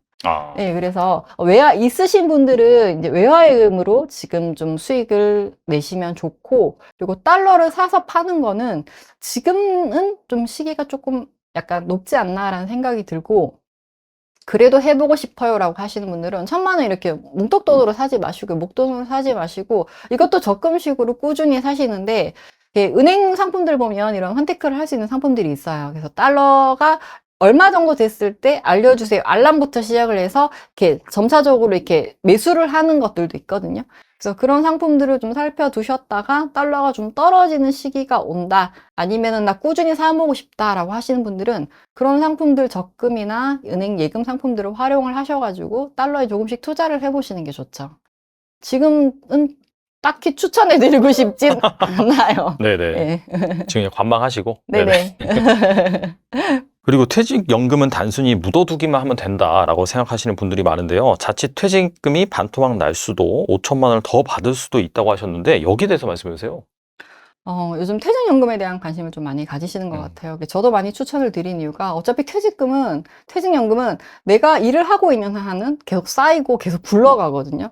그래서 이 돈을 그냥 묵혀두기보다는 어차피 20년씩 뭐 직장 생활을 하시잖아요. 그럼 그 돈도 투자를 할 수가 있어요. 그래서 이걸 좀 잘 굴리라고 말씀을 드리는데, 퇴직연금이 좀 생소하고 어려운 개념이어서 간단하게 설명을 드리면, 퇴직연금은 이제 두 가지가 있는데요. DB형이랑 DC형이 있는데, DB형은 우리가 흔히 하는 그런 퇴직금 계산법. 퇴직하기 3개월 이전에 평균 금액. 예를 들어서 내가 뭐 평균 월급이 300만 원이다. 이번 달에도 300, 지난달에도 300, 지지난 달에도 300 받았다. 그럼 평균 금액이 300만 원이잖아요. 그래서 300만 원에 내가 근무한 연수, 뭐 10년을 곱하면은 3천만 원이 되겠죠. 네. 이렇게 받아가는 게 DB형이고, 그리고 DC형 같은 경우에는 회사가 내 연봉의 1개월치 월급을 나한테 줘요. 근데 나한테 내 월급 통장으로 꽂아주는 게 아니라 내 그 퇴직연금 계좌에 매월 그러니까 한 달치 월급을 이렇게 넣어줘요. 네. 그러면 그거를 제가 나 펀드에 가입할래요? 나 아니면 뭐 여기에 가입할래요? 예금에 가입할래요? 이렇게 내가 직접적으로 상품을 굴릴 수가 있어요. 그래서 DC형 같은 경우에는 내가 상품을 직접 운영하면서 퇴직금을 더 키워나갈 수 있는 그런 기회가 있고, 그리고 DB형 같은 경우에는 내가 퇴직하는 시점에 이거를 그냥 회사에서 잘 가지고 있다가 정산해서 주는 방식이에요. 그런데 이걸 이제 회사에서 선택을 할 수 있게끔 해주는 경우도 있는데, 이거를 잘 활용을 하셔야 되는 게, DB형 같은 경우에는 내가 퇴직하는 시점에 급여가 높은 사람들은 계산이 많이 나오겠죠. 그래서 퇴직금을 많이 받아갈 수 있는데, 우리는 임금 피크제라는 게 있습니다. 그래서 임금 피크제에 들어가면 내가 받던 월급보다 금액이 확 줄어들거든요.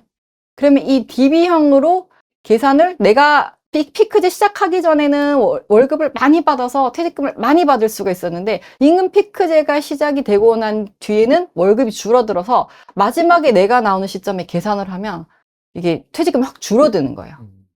그래서 제가 여기 표를 예시를 붙여놨는데 이것도 아마 화면에 좀 띄워주시면 좋을 것 같은데 이거는 금감원에서 이제 퇴직연금 관련해서 안내한 자료예요. 그래서 이 케이스를 보면 55세 기존 정년 퇴직 때 이 사람이 만약에 퇴직을 했더라면 이제 1억 2,500만 원의 퇴직금을 받게 되는데 이분이 이제 임금 피크제에 들어가가지고 60세 퇴직을 할 때는 월급이 250만 원이어가지고 퇴직금이 실질적으로 7,500만 원. 그러니까 5년 더 근무해도 5천만 원 퇴직금이 줄어든 거예요. 이야. 손해가 크잖아요. 그러네요. 이거 더 오래 근무한 이유가 없네. 네, 그래서 이럴 때는 아니요, 근무는 하셔야 돼요. 근무는 하셔야 되는데 네, 어떻게 해야 되냐면 이때 DB형을 DC형으로 전환을 하시면 돼요. 그러면 그 금액을 정산을 중간에 해주는 개념이어가지고 이게 DC형을 전환을 해서 좀 안정적인 상품으로 운용을 하시면 돼요. 나 투자 싫은데요 라고 하면 좀 안정적인 거에다가 넣어두시면 크게 원금의 등락이 없이 이렇게 안정적으로 수익을 가져가실 수 있으니까 이때 정산을 해서 DC형으로 전환을 해놔라. 그리고 반대로 DC형에서 DB형으로 전환이 안 돼요, 여러분. 이건 이미 투자에 대해서 수익이 플러스 마이너스가 되고 막 이렇기 때문에 DB형으로 전환은 안 되고 DB형이셨던 분들은 이때 DC형으로 전환을 하시면 퇴직금을 더 많이 보전을 하고 또 받아가실 수 있다라는 점을 알려드렸습니다.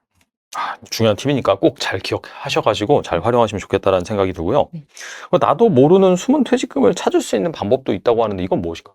뭐 숨은 돈 찾기, 뭐 숨은 카드 포인트 찾기 이런 거는 많이 아시는데 퇴직금도 찾을 수가 있습니다. 네네. 그래서 못 받으셨던 분들은 이번에 한번 찾아보시면 좋을 것 같은데 이게 나도 모르게 잠든 퇴직금 1,100억 원이라고 해요.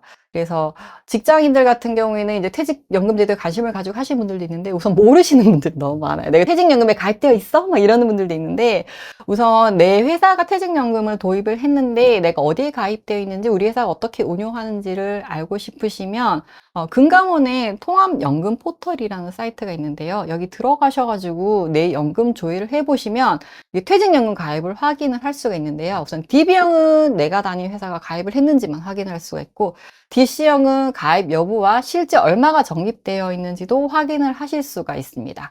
그리고 만약에 퇴사자인데 나 퇴직금 못 받은 것 같은데 근데 이런 분들은 회사 폐업을 해서 퇴직연금을 못 받았다면 이제 퇴직연금을 가입했는지 이 회사 가입을 했는지부터 확인을 해야 되고 그리고 어디에 맡겨놨는지 퇴직연금은 회사에 가지고 있는 게 아니라 금융사에 맡겨놓거든요. 예를 들어 뭐 하나은행 퇴직연금, 신한은행 퇴직연금 이런 식으로 그래서 이런 것들을 좀 확인을 하시면 되는데 아까 제가 말씀드렸던 통합연금 포털에서 확인을 하실 수가 있고요. 그리고 금융사가 확인이 되면 전화해가지고 서류 뭐 필요해요? 저 퇴직금 못 받았는데요 라고 하시면은 서류랑 이런 걸 안내를 해주실 거예요. 그래서 가지고 가셔가지고 받으시면 됩니다.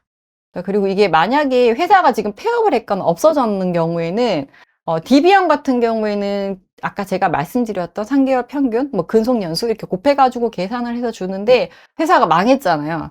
돈이 많이 없을 수도 있잖아요. 네네. 이제 그런 경우에는 비례 지급을 하는데 그러니까 가지고 있는 돈에서 직원 수를 나눠가지고 실제 내가 받아갈 퇴직금만큼은 안 되지만 그래도 거기에 비례해가지고 최대한 금액을 보전해 준다고 하니까요. 혹시나 내가 못 받은 퇴직금이 있는 것 같다라고 하시는 분들은 이번에 한번 조회를 해보시고 한번 찾아보시면 도움이 될 것 같습니다. 네, 오늘 나와주셔서 정말 좋은 말씀 많이 해주셨는데 끝으로 한 말씀만 부탁드립니다. 돈 모으는 과정은요, 여러분, 하루아침에 되는 게 아니라 이 결과에 집중을 하는 게 아니라요. 과정에 집중을 하는 것 같아요. 그 과정 안에서도 내가 돈을 모아가고 그 모으면서 뭔가 작은 성취감 있죠. 적금을 모아서 나 만기 됐어. 나 1,000만 원 모았어. 와, 나 1억 모았네. 와, 나 내 집 마련할 수 있겠다. 전세, 내 집 마련 이렇게 넘어간 이런 단계적인 그런 계단 형태로 좀 모아가는 것 같아요. 이렇게 직선으로 이렇게 쭉 올라가는 한 방은 없거든요. 그래서 우리가 로또 사면서 나 로또 1등 된다라고 생각하고 하지 않잖아요. 그렇죠. 네. 네, 그것처럼 돈 모으기도 여러분들이 좀 하나하나 내 가능성을 높여가는 그런 과정이라고 생각을 하시고 꾸준히 돈을 모으신다면 여러분들이 원하는 이런 종목이 경제적 자유 그리고 편안한 노후 준비를 하실 수 있을 거라는 생각이 듭니다. 이런 자료를 오늘 와서 최대한 좀 많이 말씀을 드리고 가고 싶어서 준비를 해왔는데 또 더 자세한 내용이 궁금하시다면 또 제 채널에 오셔가지고 영상들을 보시면 또 좋은 자료 많이 있으니까요. 많은 도움이 될 것 같습니다. 네, 정말 알차고 다양한 정보들을 너무 잘 말씀해 주셔가지고 이거 가지고 책을 한 권 만들어도 되겠다라는 생각이 들기도 하더라고요. 그래서 꼭 한번 돌려보시고 그 다음에 또 돈 모으기나 재테크 같은 경우에는 자기 현상, 상황 파악이 중요하기 때문에 이 머니 챌린지라는 또 책도 한번 꼭 읽어보시고 끝으로 유튜브 채널 있죠. 운영하고 계시니까 거기에서 또 많은 팁을 받아가시면 좋을 것 같습니다. 네, 지금까지 델님 나와주셔서 감사합니다. 네, 감사합니다.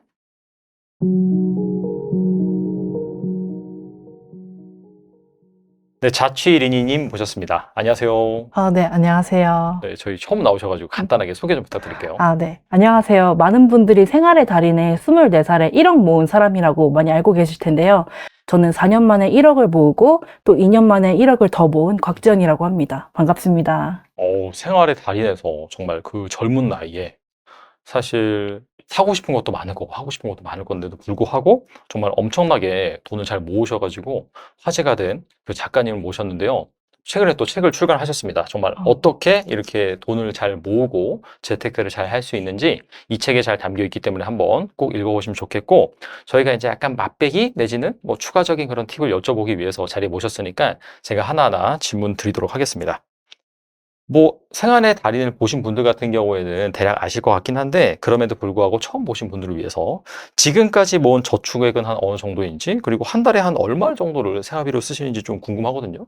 네. 지금 현재까지는 2억 3,700만 원 정도를 모았고요. 그리고 저는 회사 생활을 꾸준히 하고 절약의 달인으로 알려져 있다 보니까 절약 관련 방송 섭외가 들어오거나 아니면 지역 강연들이 들어올 때가 있어요. 그래서 매달 수익이 불규칙하긴 한데요. 한 달 평균 30만 원에서 50만 원 정도를 쓰다 보니까 이 지출을 제외한 모든 금액은 다 저축을 하고 있습니다. 그래서 최소 80% 이상은 저축을 하고 있어요. 월급에, 월소득에. 네. 그렇죠. 월급은 아니고, 왜냐면 이제 아까 말씀하신 것처럼 뭐 강연이라든지 그것 때문에 소득이 좀 더 많이 들어온 날도 있고, 그죠? 네, 맞아요. 와, 대단하시네요. 사실 이 저희 채널 같은 경우에도 워낙 재테크 채널이다 보니까 상징적으로 1억 모으기에 도전하신 분들이 많거든요. 그래서 20대 초반 월급 한 200만 원대로 1억을 모으신 그런 경험을 바탕으로 어떻게 1억을 모으셨는지 좀 더 자세하게 말씀해 주신다면 뭐가 있을까요? 저도 사회초년생 시절 때 월급이 너무 적다 보니까 빠르게 돈 모으고 싶다는 생각이 너무 컸었어요. 그래서 나름대로 고민을 많이 해봤는데 그 당시 어떤 유튜브 영상을 봤었는데 거기서 이런 얘기를 해주시더라고요. 한 달에 83만 원을 저축하면 1년에 1000만 원이 되고 한 달에 166만 원을 저축하게 되면 1년에 2000만 원이 모인다고 하더라고요. 근데 2천만 원을 곰곰이 생각을 해봤어요. 1년에 2천만 원을 모으면 5년이면 1억인데 저도 사회 초년생 시절 때 월급이 적다 보니까 많은 고민을 해봤었는데요. 그 당시 어떤 유튜브 영상을 봤었냐면 한 달에 83만 원을 모으면 1년에 1000만 원이 되고 그리고 한 달에 166만 원을 모으면 1년에 2천만 원이 된다고 했었어요. 그래서 제가 그 영상을 보면서 곰곰이 생각을 해봤는데 그러면 5년 안에는 1억을 모을 수 있겠구나라는 생각이 좀 들더라고요. 그래서 그 당시 좀 빠듯하지만 그 월급으로 5년 안에 1억을 모으기로 목표를 잡았었는데요. 그래서 그 이후로 166만 원이라는 금액을 한 달에 모으기 위해서 적금을 그렇게 세팅을 해놨던 것 같아요. 어떻게 해놨었냐면 뭐 50만 원, 50만 원, 30만 원, 20만 원, 10만 원 이런 식으로 저는 쪼개서 들었어요. 뭐 사실은 166만 원이라는 금액을 한 번에 적금을 해도 됐었지만 그 당시에는 혹시라도 나한테 무슨 일이 생길 때 이 적금을 깨버리면 그동안 차곡차곡 모아왔던 이자가 너무 아깝다는 생각이 들어서 그렇게 쪼개와서 들었었고요. 그리고 그 당시에도 좀 뭐 알바 같은 거나 투잡들을 좀 병행을 했었거든요. 그래서 그렇게 모인 금액도 또 따로 저축하기 위해서 자율적금을 들었었어요. 그래서 자율적금에는 그렇게 불특정으로 들어오는 금액들을 넣었고요. 그리고 그 적금들을 유지하기 위해서 저는 과소비하지 않기 위해 엄청 노력을 했는데요. 우선 제가 했던 방법들은 가계부를 썼었고요. 그리고 매달 예산을 정해두고 그 금액을 넘기지 않기 위해서 관리를 했었습니다. 그러면은 아무래도 돈을 세이브하는 게 가장 중요하다 보니까 부모님과 같이 뭐 산다든지 그런 식으로 주거비나 이런 것들은 많이 아끼신 거나요? 그러면? 네. 맞아요. 제가 지금 6년 중에 한 4년은 지금 자취를 했고 그 네네. 나머지 기간에는 부모님 집에서 거주를 했었는데 부모님 집에 거주를 했었던 당시에는 돈이 더 안 썼던 것 같아요. 왜냐하면 보통 뭐 생활비나 그런 필수적인 요소들은 부모님들이 지원을 해주시잖아요. 그때는 한 달에 10만 원? 많이 써봤자 20만 원 정도 쓰면서 와, 네네. 저축을 했었고 그리고 자취할 때는 아무래도 거주비가 늘다 보니까 30만 원, 40만 원 정도 쓰면서 나머지 금액은 저축을 했던 것 같아요. 야, 그러면 거의 자취를 하시면서 이렇게 모은 거니까 정말 대단하다라고 말씀드릴 수밖에 없을 것 같긴 한데, 이게 사실 또 20대 초반이란 젊은 나이대 되면은 뭐 그동안은 뭐 학교 다니면서 공부도 하고 내가 하고 싶은 거 뭐 안 하고 참아가면서 열심히 또 공부를 하고 준비하고 했을 텐데 20대 초반 되면 그냥 놀고 싶기도 하고 막 그런 뭐 친구들 만나고 하고 싶은 그런 욕구가 있잖아요. 이런 것들은 어떻게 그러면 잘 해결하신 거예요? 사실 저도 그런 욕구가 강한 편이긴 했었어요. 근데 그럼에도 하지 않았던 이유는 제가 그 1억을 모으겠다는 목표, 그 마음이 엄청 컸던 이유인 것 같아요. 저도 물론 뭐 남들 뭐 여행 가고 막 뭐 맛집 탐방하고 막 인스타그램에 여행 사진 올리고 이런 거 보면 부럽긴 했죠. 그런데도 하지 않았던 이유는 우선은 1억을 얼른 빨리 모아야겠다는 생각이 컸었고 그리고 사실 그렇게 즐기면 그 순간은 즐겁지만 그 다음에는 또 빈털터리인 제 자신을 보는 게 전 좀 현타가 오더라고요. 그래서 그거를 최대한 안 하려고 노력을 했었습니다. 그러면은 친구 이런 거 인과관계나 이런 거는 아예 그럼 안 하신 거예요? 아니면 그래도 어느 정도 뭐 내가 정해놓은 그런 선에서는 유지를 했다든지 뭐 이런 게 있을까요? 저도 아예 안 하면 좋겠지만 사실 사회생활을 하다 보면 그럴 수는 그렇죠. 없잖아요. 네네. 그래서 그냥 단순하게 우리 이때 뭐 놀자 하는 약속은 최대한 나 미안해 나 그때 바빠서 못 놀아 이런 식으로 많이 거절을 했었고 그 이외에는 이제 퇴근 후에 그때는 이제 간단히 커피 정도는 마실 수 있으니까 이제 카페에 가서 얘기를 나누거나 아니면 친구가 이때는 꼭 나 만나줬으면 좋겠다라고 말씀을 할 때는 그 달에 예산을 따로 짜놨었어요. 예를 들면 친구랑 뭐 이때 이거 저거 할 테니까 그때 한 3만 원 정도 들 것 같아 하면 그 예산을 따로 빼놓는 거죠. 그렇게 해서 친구를 만났습니다.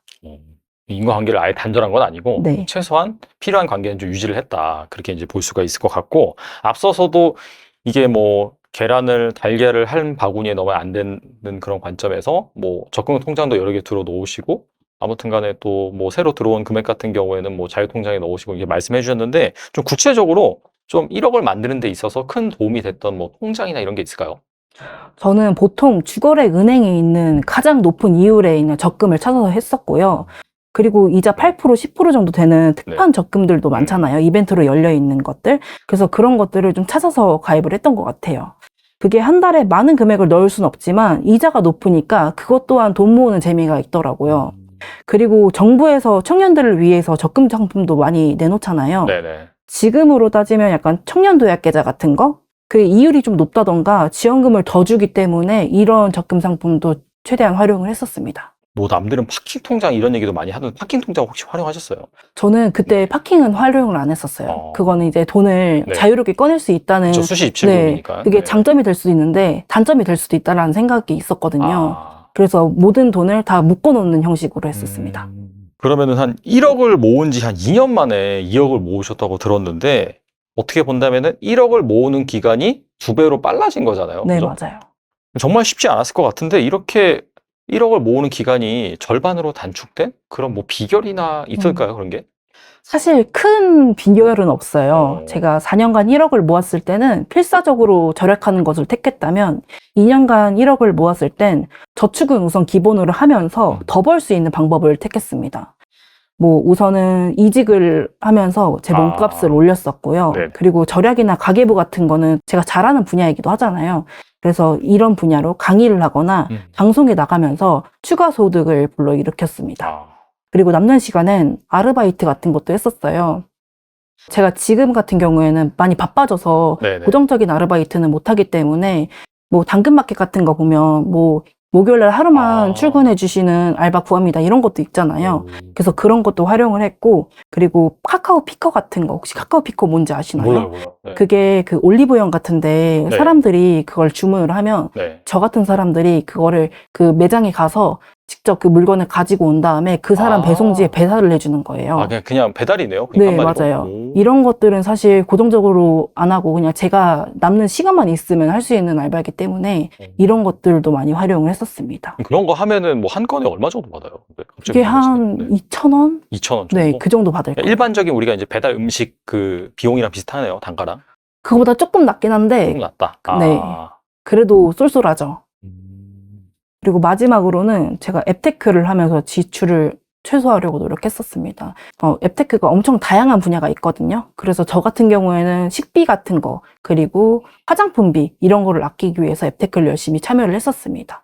그리고 사실 이게 뭐 돈을 아끼는 것도 도움이 되지만 앱테크를 통해서 돈을 더 벌 수 있는 방법도 있었거든요. 예를 들면 포인트를 모아서 현금화를 한다던가 이게 뭐 한 달에 뭐 10,000원, 20,000원 이 정도가 아니고 많게는 2, 30만 원대도 가기 때문에 이런 식으로도 자산 축적에 노력을 했었어요. 그 기본적으로는 그 투잡이나 아르바이트를 하신 거고 좀 바빠지는 그런 상황에서 정기적으로 할 수 없으니 방금 말씀하신 그 중간중간에 스파성으로 할 수 있는 아르바이트를 잘 찾아서 했다. 그렇게 볼 수가 있겠네요. 네. 근데 궁금한 것은 만약에 약간 정기적으로 했던 아르바이트 같은 경우는 주로 주말을 활용해서 하신 거예요, 그러면? 저는 어떻게까지 했었냐면 그 평일에 회사 퇴근하면 6시 정도 됐었거든요. 그때 아, 평일에? 네, 빨리 이제 그 다른 알바처에 가서 한 6시 30분쯤에 도착을 해서 그때 6시 30분에서 길게는 새벽 3시까지 새벽 3시까지요? 네, 그렇게도 알바를 했었어요. 아, 네. 그러면 몸이 나만하지 않지 않아요? 그때는 정말 죽겠더라고요. 그래서 이야. 그거는 몇 달 하다가 이제 그거는 너무 힘들어서 본업에 지장이 생길 정도여서 중단을 했었고 이제 그거 말고는 이거는 처음 들어보셨을 알바 같은데 햄스터 쇼핑몰 같은 데 보면 사은품 간식을 주거든요. 이제 그것도 다 제가 포장을 해서 납품을 했던 기억이 있어요. 그래서 이거 개당 하나 뭐 지퍼백에 간식 넣고 스티커 붙여서 주면 이 개당 뭐 하나에 10원에서 20원 정도 벌 수 있던 알바도 해봤어요. 집에서 퇴근하고 이제 계속해서 네, 하면 맞아요, 되니까 맞아요. 그런 거는. 그런 것들이 생각보다 찾아보면 많이 있는 편인가요? 사실 찾아보면 있을 거라고 생각을 해요. 왜냐면 저도 네네. 그렇게 구했기 때문에. 그리고 뭐 편의점 알바 같은 거나 그런 것들은 공고 같은 데 보면 바로바로 구할 수 있잖아요. 그것도 이제 자기가 원하는 시간에 그 시간만 할 수가 있어요, 그러면? 편의점 알바 그거를 같은 것도? 그 가게 사장님이 올려야지만 가능한 거기 때문에 그건 잘 찾아야 돼요. 아. 네. 주말에는 따로 안 하신 거예요? 아르바이트는? 저 주말에도 했었었는데 그거는 아까 말씀한 그 6시 30분부터 새벽 몇 시까지 했던 그 알바를 주말까지도 했었어요. 근데 말씀 들어보니까 돈을 쓸 기회가 없었네요, 거의. 맞아요. 계속해서 거의. 일을 하시다 보니까 일 끝나고 와서 좀 쉬고 자고, 그죠? 다음날 또 맞아요. 출근하고. 정말 이게 1억 모으는 게 쉽지가 않습니다, 여러분. 이렇게 뭐, 정말 뭐 이렇게 할 거 다 하면서 할 수 있는 것이 아니라 또 여러분들이 포기할 건 포기하고 또 내가 정말 열정을 가지고 도전할 수 있는 분야가 있으면은 또 그렇게 하다 보면 모이지 않을까 그런 생각이 들고요. 그 여러 짠테크 강연, 뭐 재테크 강연 많이 다니시잖아요. 네. 그러면서 많은 분들을 만나셨을 걸로 알고 있는데 아무리 돈을 잘 벌고 뭐 열심히 저축을 해도 돈을 잘 모으지 못하는 분도 계실 거라고 생각하는데 이런 분들의 특징이 무엇일까요?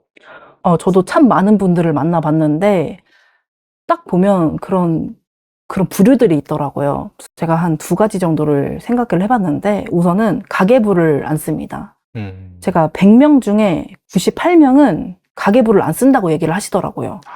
그리고 쓴다고 하시는 2분도 보면 쓰긴 쓰는데 약간 자기들의 지출을 나열하는 지출 자랑부 같은 것을 쓰시는 분들도 있었고요. 네. 그리고 쓰고 남은 돈을 저축하려는 경향이 있어요. 아마 그 김경필 머니 트레이너님도 항상 말씀하시는 말일 텐데 무조건 선저축, 후지출을 해라 이런 얘기를 하잖아요.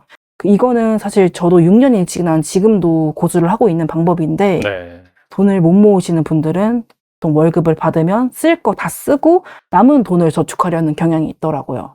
그리고 이게 아니더라도 뭐 월 30에서 50만 원만 미리 저축해 놓고 나머지 돈은 그냥 다 써버리는 분들도 있었습니다. 확실히 그 지출 관리가 잘 안 된다. 네, 이렇게 볼 맞아요. 수가 있겠네요. 그리고 생활비를 극단적으로 줄이고 월급의 한 80%를 저축하기 위해 무조건 이건 정말 없애야 되는 그런 소비 항목이 있다라고 한다면 무엇이 있을까요? 저는 우선 택시비. 택시비는 네. 그냥 제가 조금만 부지런을 떨면 굳이 타지 않아도 되는 비용이라고 생각을 해요. 뭐 예를 들어 정말 저 첩첩산중 시골에 가지 않은 이상은 택시는 굳이 탈 일이 없다고 생각합니다. 그래서 이게 가장 아까운 소비라고 생각하고 2번째는 통신비예요. 저도 한 5년 전에는 남들 쓰는 3대 통신사를 썼었는데 그게 뭐 데이터 한 3기가만 써도 45,000원 이렇게 들잖아요. 근데 저는 이걸 알뜰 통신사를 사용하면서 지금은 110원짜리 요금제를 쓰고 있거든요. 뭐 제가 쓰는 이 요금제 말고도 보통 5,000원대로면 한 데이터 한 5, 6기가에 뭐 문자나 전화 같은 것도 200분, 200건 이런 식으로 좀 여유롭게 쓸 수 있는데 제가 알뜰 통신사를 써서 그런지 몰라도 막 많게는 5만 원, 8만 원, 9만 원 이런 요금제를 쓰는 게 너무 아깝다고 생각을 해요.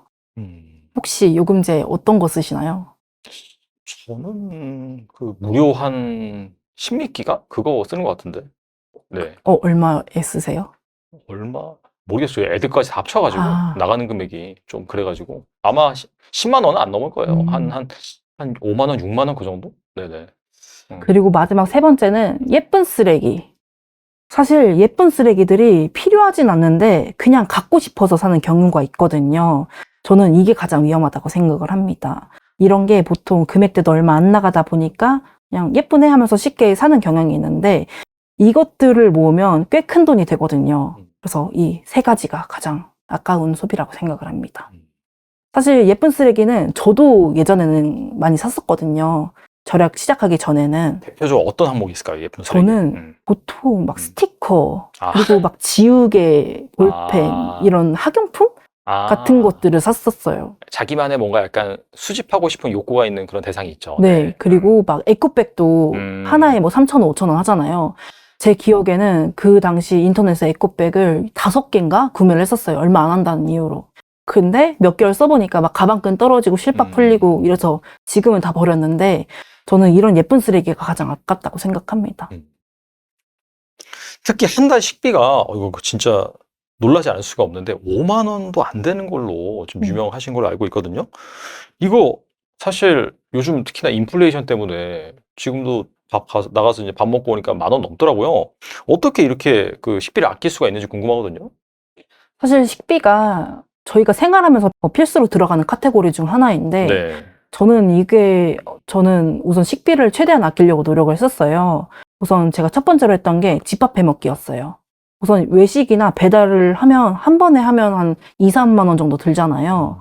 근데 저는 이게 너무 아깝더라고요. 2, 3만 원이면 내가 최소 한 3일 정도는 해먹을 수 있는 식재료를 사와서 해먹을 수 있을 텐데라는 생각이 네네. 좀 들어서 저는 그래서 돈을 한창 모았을 때는 이런 외식 배달을 근절을 했었습니다. 대신에 마트에서 장을 보고 그 장 본 것들로 요리를 해 먹었어요.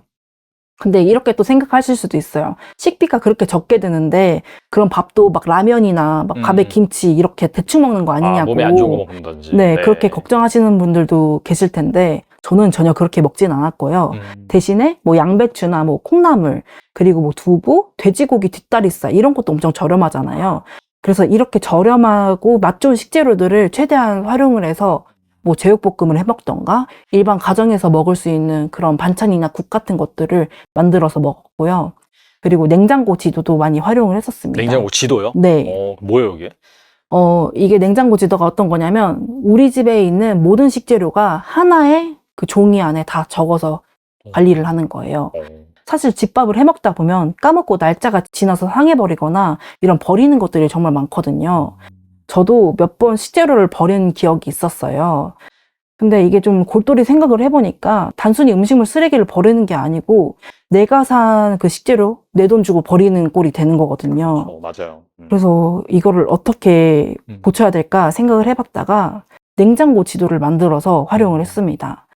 그래서 이걸 어떤 식으로 관리를 했냐면요. 우선 냉장고, 냉동고, 뭐 실온, 뭐 소스가 많으면 소스 칸도 따로 만들어서 표를 나누고요. 그리고 그 안에 있는 식재료를 모두 다 기입을 해놓는 거예요. 그리고 그 판 안에 적혀 있는 식재료만 최대한 조합을 해서 요리를 해먹는 겁니다. 이게 많이 들어보셨을 수도 있는데 냉장고 파먹기라고 하죠. 냉파. 네, 네네. 최대한 냉장고 파먹기를 하는 거예요. 이렇게 하면 내가 까먹는 식재료도 없고 확실히 버려지는 것들도 적어지더라고요. 그래서 저는 이런 식으로 해서 모든 재료를 남김없이 먹었습니다. 이게 이제 보면은 요즘 신혼부부 보면은 주방을 거의 안 쓴다고 하는데 논리가 그거거든요. 요리해 먹으면은 나중에 다 버린다. 차라리 배달 음식 시켜 먹는 게 싸다라고 하는데 어떻게 보면 그것도 약간 그 핑계일 수도 있겠네요. 그렇게 방금 말씀하신 냉장고 지도를 잘 활용해서 냉파를 잘 하다 보면은 당연히 훨씬 더 저렴하게 식비를 좀 아낄 수가 있겠네요, 진짜. 맞아요. 저도 이런 얘기를 많이 들었어요. 네. 뭐 만들어 먹는 거, 뭐 재료가, 뭐 소스, 뭐 이런 거 다 따지면 비싼 거 아니냐. 1인 가구는 오히려 사 먹는 게 낫다. 네. 그런 논리가 있죠. 네. 근데 그거는 집에서 식사를 많이 안 챙겨 먹기 때문에 그렇게 얘기를 하시는 것 같고 제가 한 달 내내, 그러니까 삼시세끼 한 달 내내 집밥만 해 먹은 적이 있었거든요. 그때도 진짜 나름 만족스럽게 밥을 해 먹었는데도 불구하고 식비가 한 달에 한 4만 원, 5만 원? 만약에 좀 재료를 좀 더 쟁여놓고 싶다 했을 때는 많이 들어봤자 7만 원 정도 들었던 것 같아요. 그러면은 회사에서도 도시락을 싸서 이제 출퇴근하시는 건가요? 그러면? 네, 맞아요. 지금도 식재료들 다 해서 도시락 싸놓고 갑니다. 근데 약간 그 분위기라는 게 있잖아요. 회사에서 다 나가서 같이 먹는 그런 분위기가 있는 네. 회사일 수도 있고. 근데 지금 다니시는 곳은 또 괜찮나 보네요, 그러면? 사실 저희도 처음에는 나가서 먹는 분위기였는데 저도 좀 눈치가 보이잖아요. 그렇죠, 괜히 네. 도시락 싸면 쟤 또 돈 아끼려고 저러는 거 아니야? 이렇게 생각할 수도 있으니까 저도 그때는 약간 어느 날은 도시락 싸 먹고 어느 날은 나가서 먹고 이렇게 했었는데 이제 그분들은 다 아세요. 제가 이제 절약하는 거 좋아하고 방송 나온 것도 아시는데 제가 계속 제가 매주 도시락을 먹는 모습을 보니까 다른 분들도 밖에서 사 드시다가 혹시 이렇게 먹으면 돈 많이 아끼냐고 물어보시면서 다들 지금은 도시락 싸오는 분위기로 바뀌었습니다. 이렇게 분위기를 바꾸실 정도로 또 영향력을 또 좋은 쪽으로 주셔가지고 요즘 보면은 회사에서 약간 도시락 싸와서 드시는 분도 많이 생기는 것 같고 예전에는 뭐 당연히 나가서 같이 먹어야지 뭔가 또 팀끼리 같이 먹어야지 또 멤버십도 다져지고 그런 분위기였는데 요즘 많이 바뀐 것 같아요. 각자 이제 좀 도생하는 그런 맞아요. 스타일로. 네. 그리고 책에서 누구나 쉽게 따라할 수 있는 짠테크 방법을 소개해 주시면서 영수증도 돈이 된다라고 하셨는데 영수증으로 돈을 모으는 건 이건 무슨 방법이에요? 이게 영수증 재테크라고 하는 건데 뭐 사실 지출을 하다 보면 자연스럽게 따라오는 게 영수증이잖아요. 그렇죠. 근데 그거를 그냥 버리시는 분들도 있겠지만 저 같은 경우에는 그 영수증을 차곡차곡 다 모아왔어요. 심지어 제 게 아니더라도 내 부모님 것도 다 모아왔거든요. 네. 제가 이렇게 모은 이유는 이거를 사진으로 찍고 어플에 올리기만 해도 소소하게 포인트가 들어와요. 뭐 적게는 10원에서 많게는 100원, 130원 이런 식으로 주거든요. 아, 그게 약간 영수증만 전문적으로 수집하는 어플리케이션 이런 게 있어요. 네, 맞아요. 아, 그런 그래요? 것도 생각보다 많아요. 오. 그래서 이런 식으로 포인트를 벌 수 음. 있는데 방법도 사실 이게 끝이에요. 영수증을 가지고 오면 사진을 찍고 어플에 올리고 이게 끝이에요. 어. 정말 그럼 간단합니다. 돈이 들어와요. 네. 그 어플리케이션 만든 회사는 뭘로 돈 벌지? 갑자기 그쵸, 궁금하네. 궁금합니다. 저도 어. 옛날에 생활의 달인 나왔을 때 네. 영수증 에피크가 있다 이러면서 소개를 해준 적이 있었는데 어. 그 당시에는 그 네이버 마이 플레이스 그것을 활용을 했었어요. 네네. 근데 그게 방송이 좀 타니까 음. 그 다음엔 정책이 좀 바뀌더라고요. 음. 옛날에는 그냥 사진 하나만 올려도 50원, 100원 이런 식으로 적금을 해줬었는데 지금은 뭐 일주일에 뭐 5개 이상 뭐 어디를 가야지만 뭐 한 100 얼마 정도를 이렇게 모이게 해준다. 이렇게 네. 좀 하향된 거죠. 하향이 돼가지고 그 영수증 짠테크가 인기가 좀 없어졌는데 이게 네이버 마이 플레이스 말고 어플로 찾아보면 진짜 적립을 많이 해주는 것들이 있거든요. 그래서 그거를 좀 활용을 해보셨으면 좋겠어요. 사실 영수증은 그냥 종이나 쓰레기 정도에 불과한데 이거 하나로 뭐 50원, 100원 이렇게 버는 것도 사실은 어려운 거잖아요. 그렇죠, 네. 그래서 이것도 활용을 해보시면 너무 좋을 것 같습니다. 그 영상에서 일주일 무지출 챌린지 경험을 소개해 주시기도 했는데, 이거 어떻게 가능한 건가요? 아, 네. 무지줄 챌린지요? 네. 저는 그 무지줄 챌린지는 이제 하루에 돈을 아예 안 쓰는 거거든요. 아예 그러니까요. 영원. 네. 저는 어떻게 했냐면 우선은 음식 같은 거는 회사에서 점심 사 먹지 않고 무조건 도시락 싸오고 그리고 냉장고에 있는 음식 냉파하기 이걸로 해결을 했었고요. 그리고 교통비 같은 경우에는 사실은 출퇴근 비용은 아끼기 어렵잖아요. 저도 이거는 포함은 시키진 않았고 대신에 뭐 약속이 있거나 다른 데를 가야 될 때는 굳이 버스를 타지 않고 최대한 걸어갔어요. 뭐 그게 뭐 1시간이 됐건 2시간이 됐건 그냥 좀 더 일찍 나와서 산책하는 마음으로 그렇게 다녀서 교통비도 아꼈고요. 그리고 그 이외에 사실 뭐 밖에 나가게 되면 그냥 생각 없이 어떤 물건을 사고 싶다는 충동이 생기잖아요. 그런데 무지출 챌린지를 하게 되면 이런 물건들을 사지 않게 도와줍니다. 그래서 제가 무언가를 사고 싶을 때도 아 맞다 나 지금 무지출 챌린지 하고 있었지 이러면서 안 사게 되더라고요. 그래서 저번 주 토요일 날 제가 절약 모임을 했었거든요. 그래서 거기서 만난 분이 이런 얘기를 해주셨어요. 지출이 거의 200~300만 원대를 쓰시는 여성분이셨는데 제가 절약하고 무지출 챌린지 하는 모습을 보고 한 달 동안 따라해 보셨대요. 그랬더니 지금 진짜 적게는 200만 원 정도 쓰시고 많게는 300만 원 쓰시는 분이 그 달 한 달에 20만 원 쓰셨대요. 그래서 모든 약속 다 줄이고 밥 같은 것도 회사에서 30개 나오기 때문에 그냥 회사 밥 먹고 그리고 뭐 안 나가니까 사실 교통비도 들 것도 없고 이렇게 해서 20만 원. 20만 원도 왜 쓰셨냐고 물어보니까 아파트 관리비만 쓰셨다고 하더라고요. 필수로 내야 되니까. 네. 그래서 무지출 챌린지가 이렇게 좀 소비 충동을 해줄 수 있는 부분에 많은 도움이 되는 것 같아요.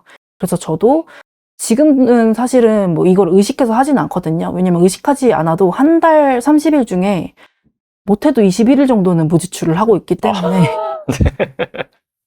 네, 근데 예전에는 이런 것도 정말 도움을 많이 받았어요. 오늘은 무지출 챌린지 해야 되니까 쓰지 말아야겠다. 이런 생각을 많이 했었습니다. 이게 뭔가 챌린지라는 게 들어가니까 확실히 뭔가 목표도 생기고 또 달성하면은 그런 또 기쁨도 있고 뭔가 내 자존감도 올라가는 것 같고 그런 것들이 좀 맞물리니까 확실히 좀 도움이 되긴 하네요. 맞아요. 사실 무지출 챌린지는 남들이 뭐 시켜서 하는 건 아니고 그냥 내가 하고 싶어서 하는 거잖아요. 네. 그런데도 달성하면 기쁘고 달성하지 못하면 아, 왜 이걸 썼을까 이런 생각도 하게 되고 너무 좋은 것 같아요. 한번 뭐 하루라도 한번 해보시면 좋지 않을까 생각이 되고요. 그리고 위험한 투자는 하지 않겠다는 작가님께서 올해부터는 그 ISA의 ETF를 사모으기 시작했다고 들었거든요. 네. 어떤 ETF를 사모으시는 건가요? 아, 맞아요. 제가 그간 적금만 하다가 네. 이번 연도부터 투자 비중을 좀 늘렸는데 제가 IS에서 사는 거는 우선은 S&P 500 그리고 나스닥 100 그리고 미국 배당 다우존스 이렇게 3가지를 모으고 있습니다. 그리고 ISA 말고도 소장펀드라고 해서 청년형 소득공제 장기펀드라는 상품이 있거든요. 그래서 그것도 하고 있고 뭐 미니스탁이나 연저펀도 하고 있습니다. 아, 제가 예전부터 적금을 해서 그런지 몰라도 지금 이 투자하는 것도 월적립 매수로 적금 넣듯이 하고 있습니다. 근데 이게 맨날 적금만 하다 보면은 사실 적금에서는 이론적으로는 손해가 발생할 수 없는 구조다 보니까 뭐 나라가 망하지 않는 이상. 근데 이게 투자라는 건 아무리 안정적인 투자 대상에 투자한다 하더라도 갑자기 자산 시장이 요동치거나 그러면은 평가액이 확 줄어들고 네. 이런 것들이 처음에 투자할 때 상당히 좀 적응이 안 됐을 것 같은데 어떠셨어요, 이런 거는? 제가 그래서 처음에 어떤 방법을 택했냐면 저도 투자의 투자도 모르는 사람이고 똑같이 생각을 했던 것 같아요. 아, 투자는 약간 위험성이 크다. 그래서 미니 스탁은 소수점 거래도 가능하잖아요. 네, 그래서 그렇죠. 그거를 월 5만 원 아니면 월 음. 10만 원 이런 식으로 소소하게 투자를 해봤었어요. 그런데 뭐 물론 내려가는 날도 있고 올라가는 날도 있지만 좀 한 1, 2년 좀 보다 보니까 투자도 생각보다 잘만 굴리면 나의 자산을 올려줄 수 있는 역할을 하겠다라는 생각이 들더라고요. 그래서 비중을 확 늘린 부분이 있습니다. 1억을 모으셨을 때 30살까지 자산 한 10억을 모으는 게 목표다라고 하신 영상을 봤는데 네. 그렇다면은 이 10억까지 가는 뭐 로드맵 이런 것들이 있을 것 같아요. 여기에 대해서 좀 말씀해 주신다면요? 아, 맞아요. 제가 처음에는 방송에서 30살 안에 10억 모으는 게 목표입니다. 야. 이렇게 말씀을 드린 적이 있는데 네네. 제가 곰곰이 생각을 해보니까 좀 무모한 목표라고 생각이 들더라고요. 물론 뭐 꿈은 크게 가지면 좋다라는 말은 하지만 네. 제가 생각했을 때는 30살 안에 10억은 아무리 열심히 노력을 해도 달성할 수 없다라고 생각을 해서 목표를 변경했어요. 네. 그래서 30살 안에 4억 달성으로 목표를 변경을 했습니다. 제가 지금 26살이니까 남은 기간이 4년이거든요. 그렇죠. 네. 네, 이제 4년간 2억을 더 모아야 하는 건데 제가 그간 해왔던 것처럼 수익은 늘리되 지출은 지금처럼 유지를 하면서 달성을 해보려고 합니다. 그리고 내년에는 제가 당첨된 청약 아파트가 완공되는 날이에요. 네네. 그래서 이 아파트로 월세라는 추가 소득을 불러일으킬 예정이기 때문에 아마 지금이라면 예상보다 쉽게 달성할 수 있을 거라고 생각합니다. 야, 그 청약을 통한 또 아파트 취득을 통한 월세 수입 이런 것들이 또 기대가 되는 상황이네요. 방금도 말씀하셨다시피 20대 초반에 그 청약에도 당첨되셨는데 지금도 이 청약 통장을 이용하고 있다라고 들었어요. 11월부터 청약 통장의 시스템이 변경이 되잖아요. 주의해야 될 점이 있을까요? 네.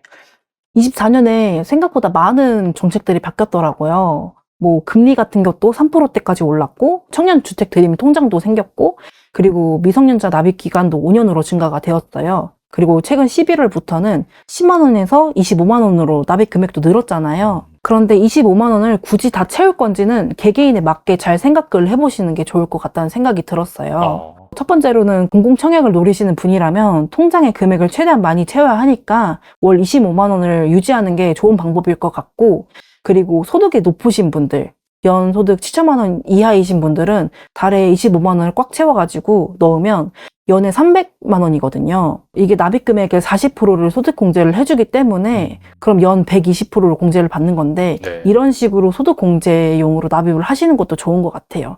이거 같은 경우에는 5년만 유지를 하고 해지를 해도 이 소득 공제한 금액을 뱉어내지 않아도 된다고 알고 있거든요. 근데 굳이 25만 원을 유지하지 않아도 되는 경우를 말씀을 드리면 아까 공공청약을 얘기를 드렸는데 사실 인기 지역은 제 주변 지인분들만 봐도 청약통장에 1,000만 원, 2,000만 원 있어도 떨어지는 분들이 많아요.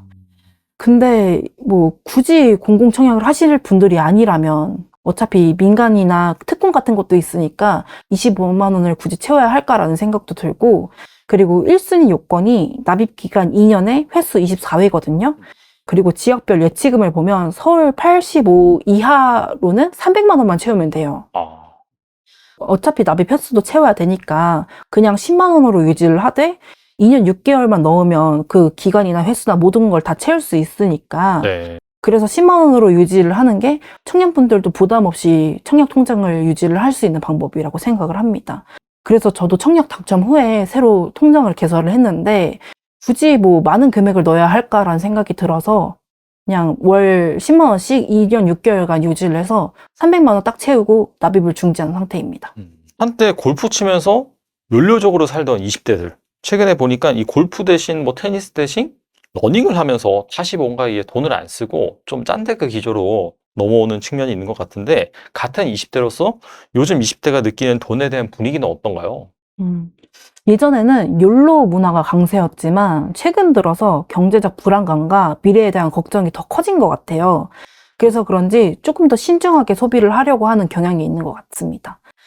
뭐 골프에서 러닝으로 바뀐 것도 결국에는 돈 문제인 것 같아요. 그 골프 같은 경우에는 골프를 치려고 하면 그 골프 치는 장소에도 가야 되고 맞아요. 네. 그리고 골프채 그리고 의상 이런 것도 사실 다 돈이잖아요. 그런데 러닝 같은 경우에는 두 다리 그리고 러닝화만 있으면 언제든지 저렴하게 시작을 할 수 있기 때문인 것 같아요. 그리고 절약도 그렇지만 투자에 대한 관심도가 높아져서 짠테크나 재테크 관련 정보에 사람들이 많은 관심을 갖고 있는 것 같습니다. 결국 돈 관리는 어떻게 관리하고 활용할 수 있는가에 대한 고민이 깊어지고 있는 시점인 것 같아요. 그래서 지금 뭐 러닝크루, 돈 안 드는 러닝크루라든지 뭐 욜로 대신 요노족 같은 게 더 유행을 하고 있는 게 아닌가 싶어요. 네, 오늘 나와주셔서 정말 좋은 말씀 많이 주셨는데 끝으로 이 영상을 보시는 분들 위해서 한 말씀만 부탁드립니다. 저는 절약과 저축을 통해서 26살이라는 나이에 2억이라는 돈을 모으고 경제적 자립을 이루게 되었는데요.